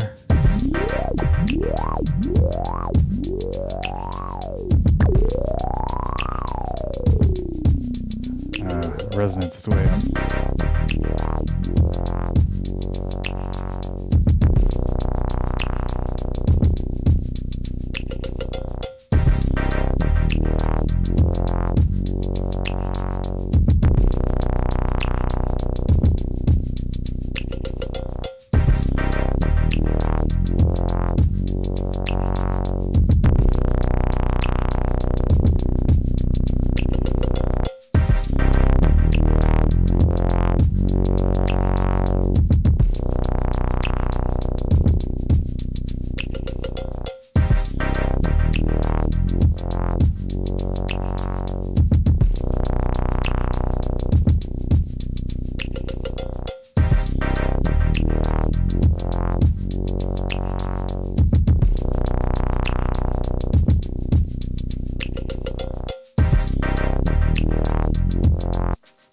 Holy shit, man. That's such a great trick with the send return. I'm going to be using that from now on. That's amazing. Thank you so much. Here, I've just been putting that input on so many different things, but yeah, I never use the send returns, so it's mainly because I'm kind of outputting this stuff to Ableton now, and I just want to do all those send return. Usually put it on reverbs. Sometimes I'll put it on like some New York compression, but it's so much easier to do on Ableton. But yeah, basically, once I've kind of gotten this stuff down, I'll kind of work out a few different things. Like I'm not going to do it just yet, but when my drums are more or less kind of figured out for the most part, then I'll usually split them up into their own tracks. So I have them set up like I'll put the hi-hats on its own track, I'll put the percussion on its own track, and then the kick snare on its own track. And they're all still sharing the same program, but that way you can like mute the hats separately from the drums.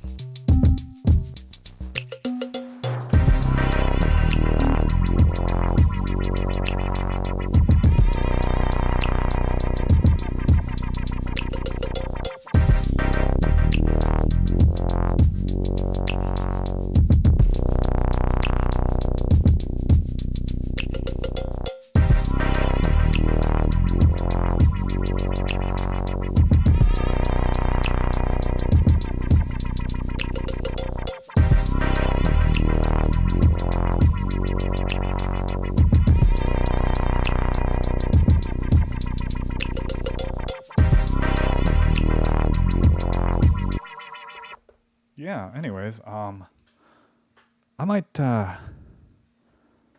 be shutting her down soon. I'm gonna work on this for a little bit longer, but yeah, this is kind of a baseline idea. I usually kind of like to sleep on it a bit, come up with some new ideas, sequences. I know some people like bang out a tune in like an hour and a half. I don't know. I mean, cut a few things here and there. This could very well just be its own thing. I think it's got enough elements, but I like to make my shit a little bit more complicated, and it definitely needs some mix work and some refinement.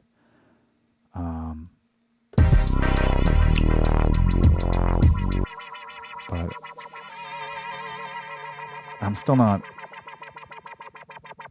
I'm not entirely sold on that pad sound. I might try to come up with something new. Let's cut out some more of that high end from it.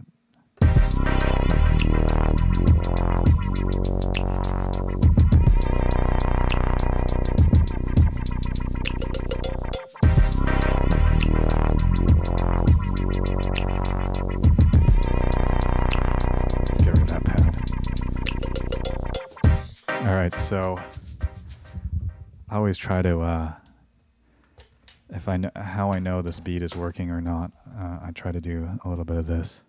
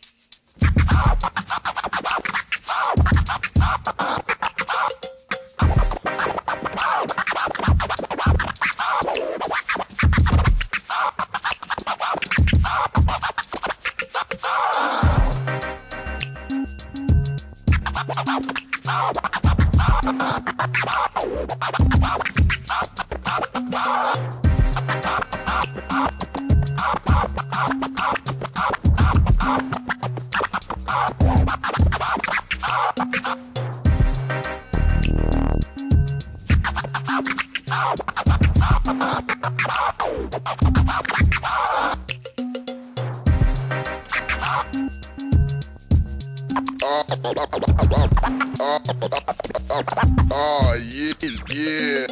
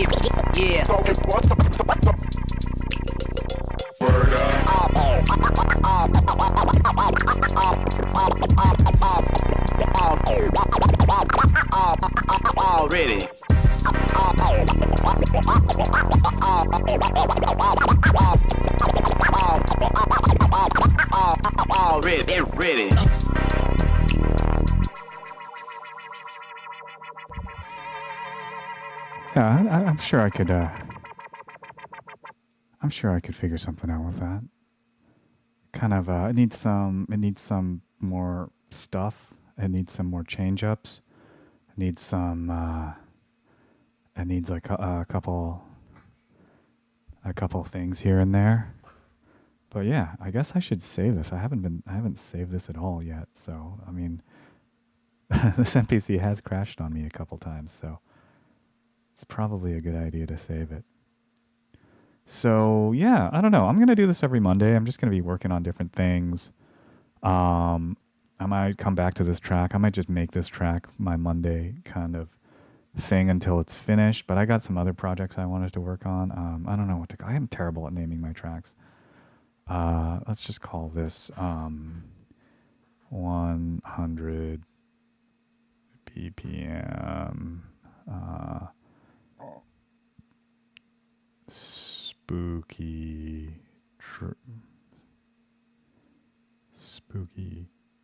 track. Yeah, there we go. And then save that in its new folder called spooky track. Do it. It's the other thing about the MPC. They insist on using their own sort of like naming conventions. So TC stands for time correction. Everybody else calls it quantize. I don't know why, but they call it time correction. There's a few other things, but I'm not going to go just yet. I'm just going to load up another project and just kind of like show you something that I've been working on, that I was working on Wednesday when I kind of did my test of this to make sure I had like my cameras all set up and my audio and stuff all kind of set up. So let's see. Let's open that up.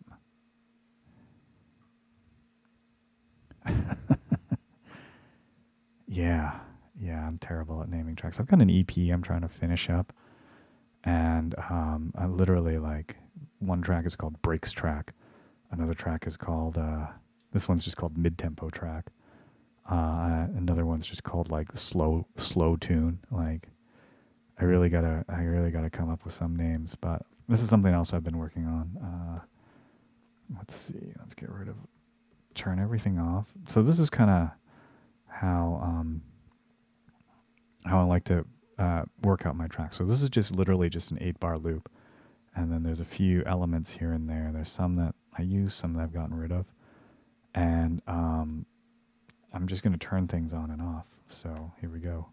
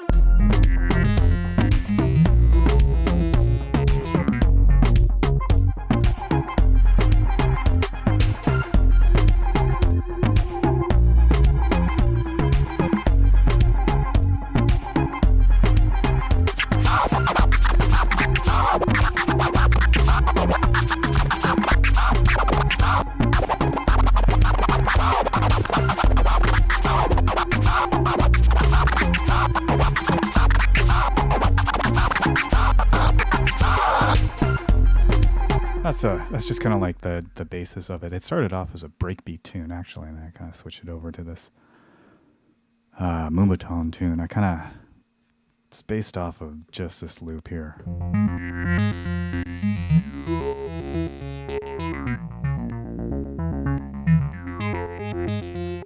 Which I came off of the Micro Freak over here, just messing around with some presets and then chopping it up, that kind of thing. So it's really interesting because, I mean, for the last like 10, 15 years, I was mainly known as a bootleg kind of guy. You know, I would sample other tracks, I would remix other tracks, I would do mashups.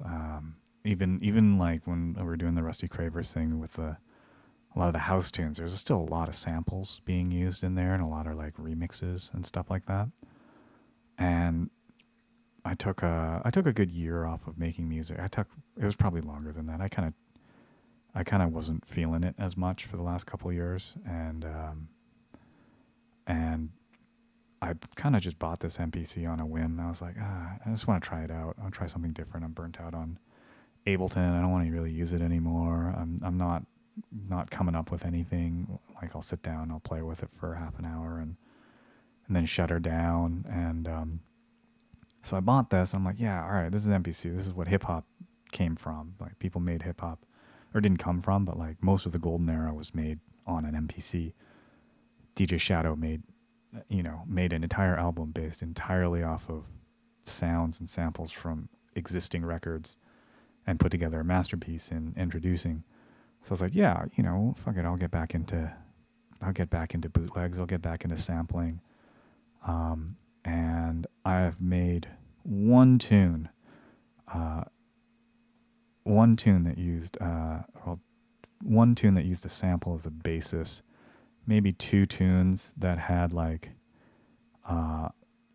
sampling in it that but what wasn't using it as the main kind of thing.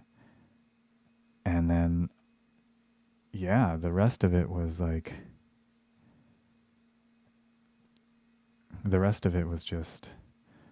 it's all been original stuff. Let's see what's this. Oh yeah, this one I couldn't figure out why it was only broadcasting to one channel for whatever reason. But yeah, it was really weird. Like I've basically just taken some of my outboard synths and messed around with some pads and some other things with it. Like here, let me show you another one. Actually, here, let me just try this real quick. So, I'll show you a couple tunes that I've been working on. MPC Project, Bruce.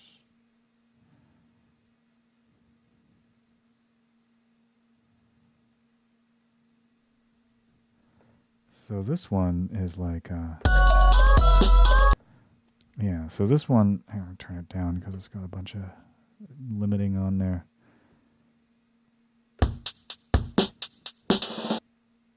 So this is the first tune I ever made on the MPC, and it's got this this sample.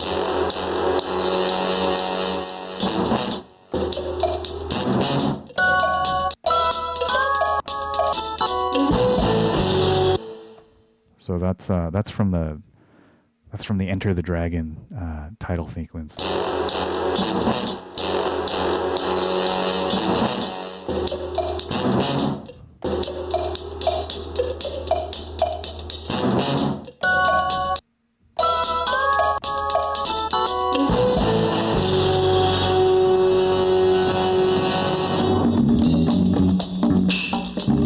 So it's just I've always wanted to make a tune with that, so this was it basically.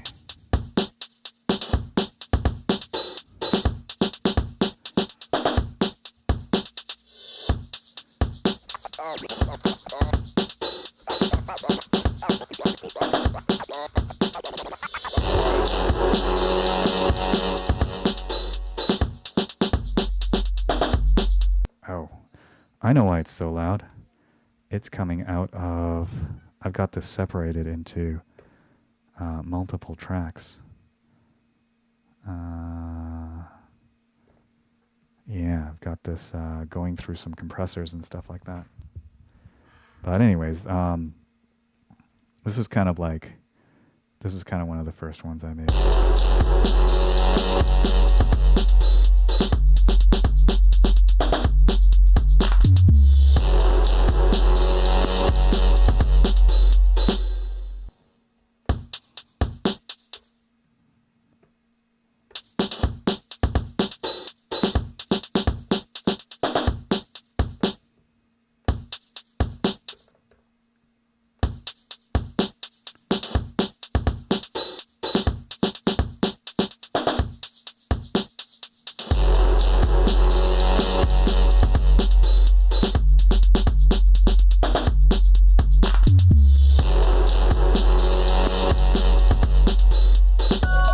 Yo, what's up?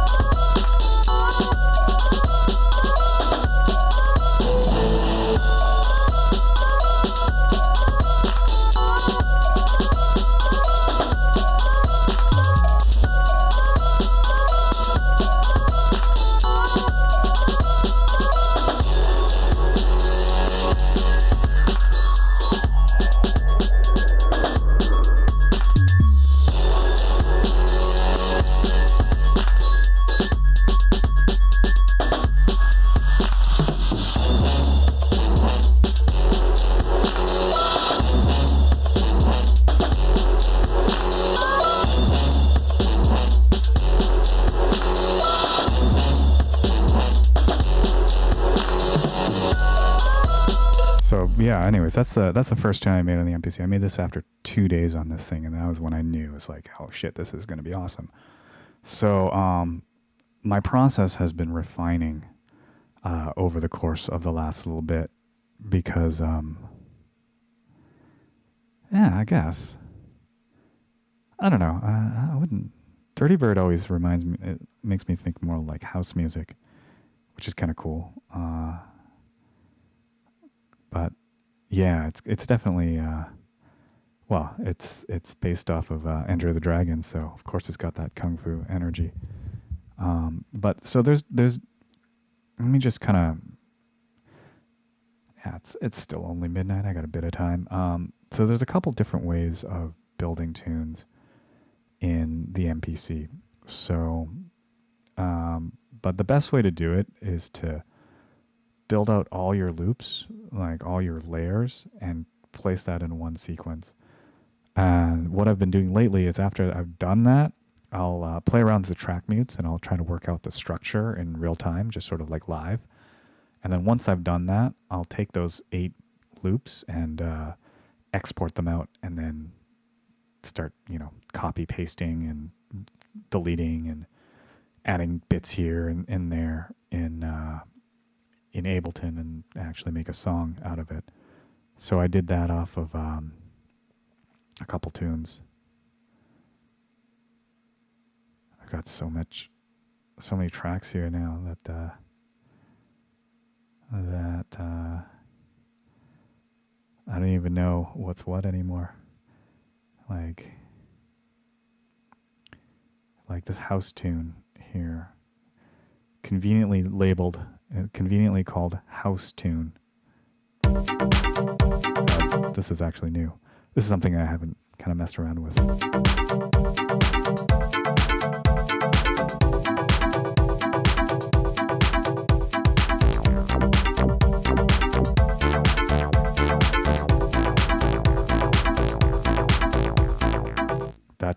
That sounds a whole lot like the Treasure Fingers remix of Mike Snow's Animal.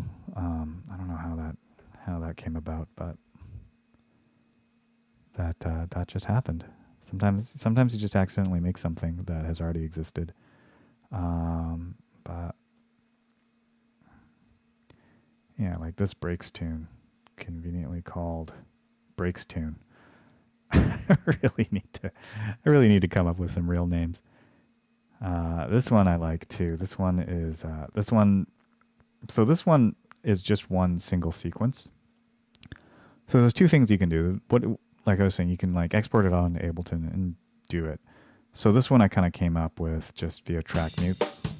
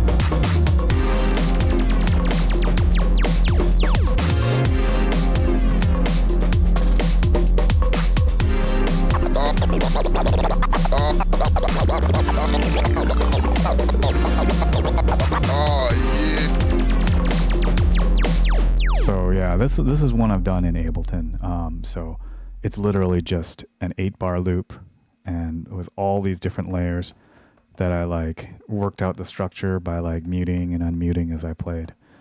And so, you know, I've got the drums, hi-hats and crash, this pad.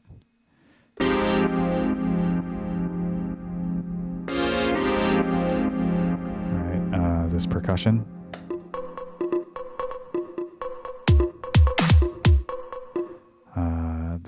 This sort of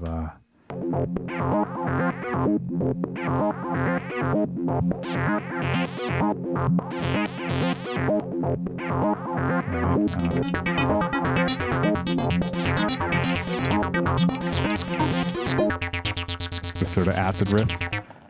This is like just some effects. There's a kind of like a break. Yeah, this thing is awesome.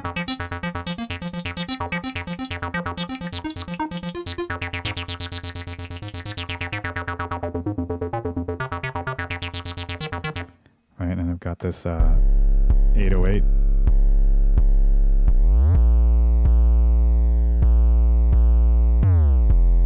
And then this kind of tear out layer over top.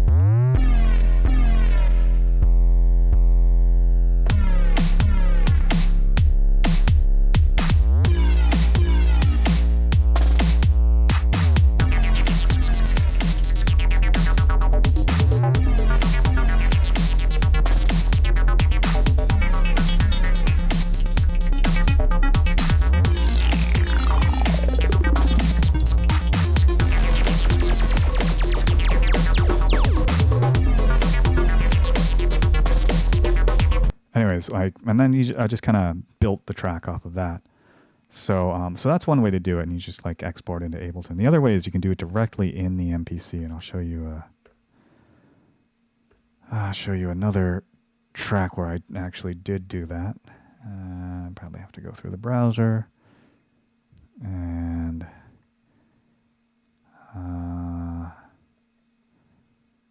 halftime house 2. No, it's house tune. Yeah, this one I did. Yes, this one I did, and this one I kind of wish that I had waited, because I kind of tracked it out in the MPC, and now I'm struggling trying to get the stems out because certain things are acting kind of quirky. But the way this works is I kind of have this OG loop, which is like all these things going at once: drums, bass, sub, pad, bongos, second sub, pattern, break, strings, horns, fills, and then you copy that pattern out into separate sequences, and then you can and then you just kind of mute certain sections, and then you build it, and then you have all these different sequences. So I have all these sequences: intro 2, pad only, pad and bass, breakdown 1, first drop, breakdown 2, and then you string them together in this song mode here, and you can kind of come up with. So this is one sequence. If you look at it, it's just the drums, and then we'll go into intro 2. So now I've got the bongos and the snare rolls kind of going on. You can see these pads change color.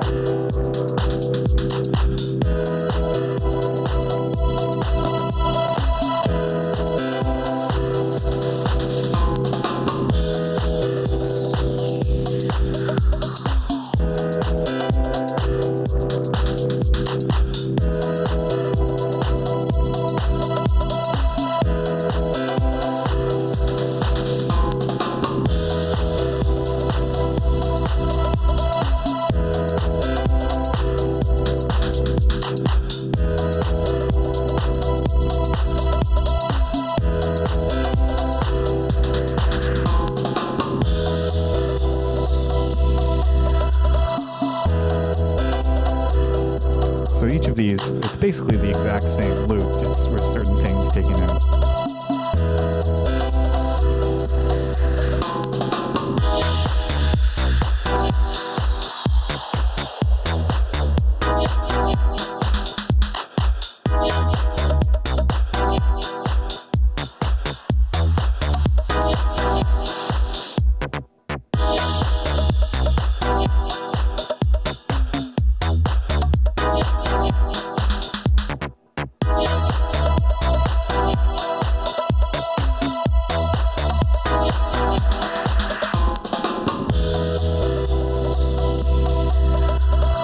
Anyways, that's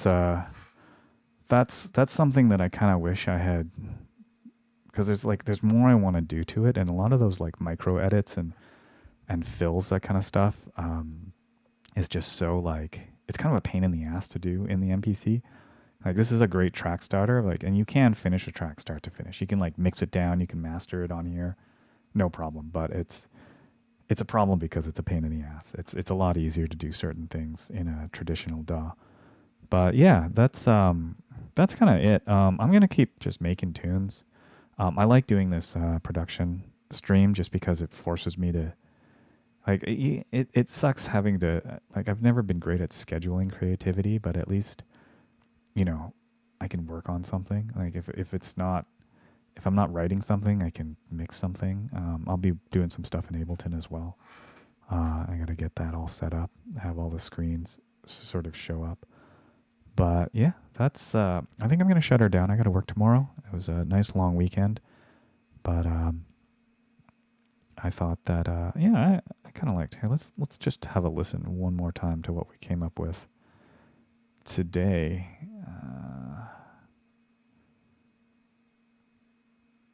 And we'll go from there. Let's see what I called again?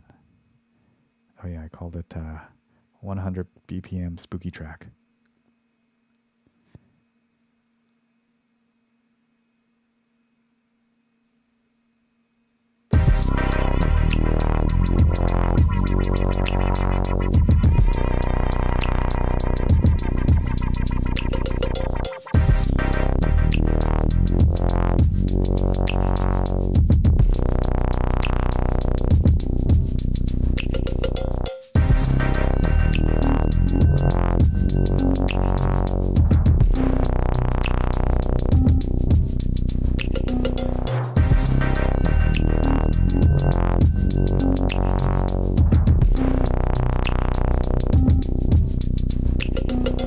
Yeah, that's cool.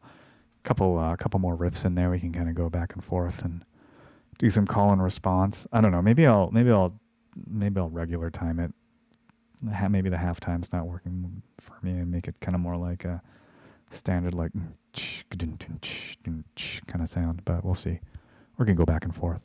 Make it a halftime breakdown. It's kind of cool. Track's your oyster. The beginning of the track is always the fun part. Always looking for something to do. Anyways, I'm going to shut her down. Thank you so much for hanging out. I will be back on Wednesday. I'm going to be doing some DJing on Wednesday. And kind of go from there. And then Sundays, of course, my cooking show. I don't know how much longer I can keep doing that with the sunshine out and everything like that. Because once summer hits, I'm going to be wanting to be outside and doing all that stuff. So I might have to take a bit of a break from the Sunday cooking show, but it's still, it's kind of been my thing. So yeah, once again, thank you for hanging out. Those of you who got me on email or on Facebook, hit me up if you have any questions. Tell me some tips, especially you, Mike, and let me know what you've come up with, because there's so many, like, you can do so much cool shit with this, but a lot of it is kind of hidden away, or you just kind of have to work it out. But I really love this thing.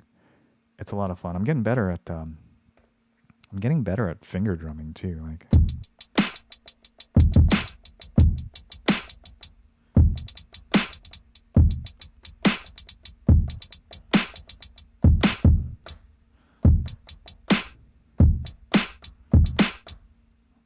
sometimes better.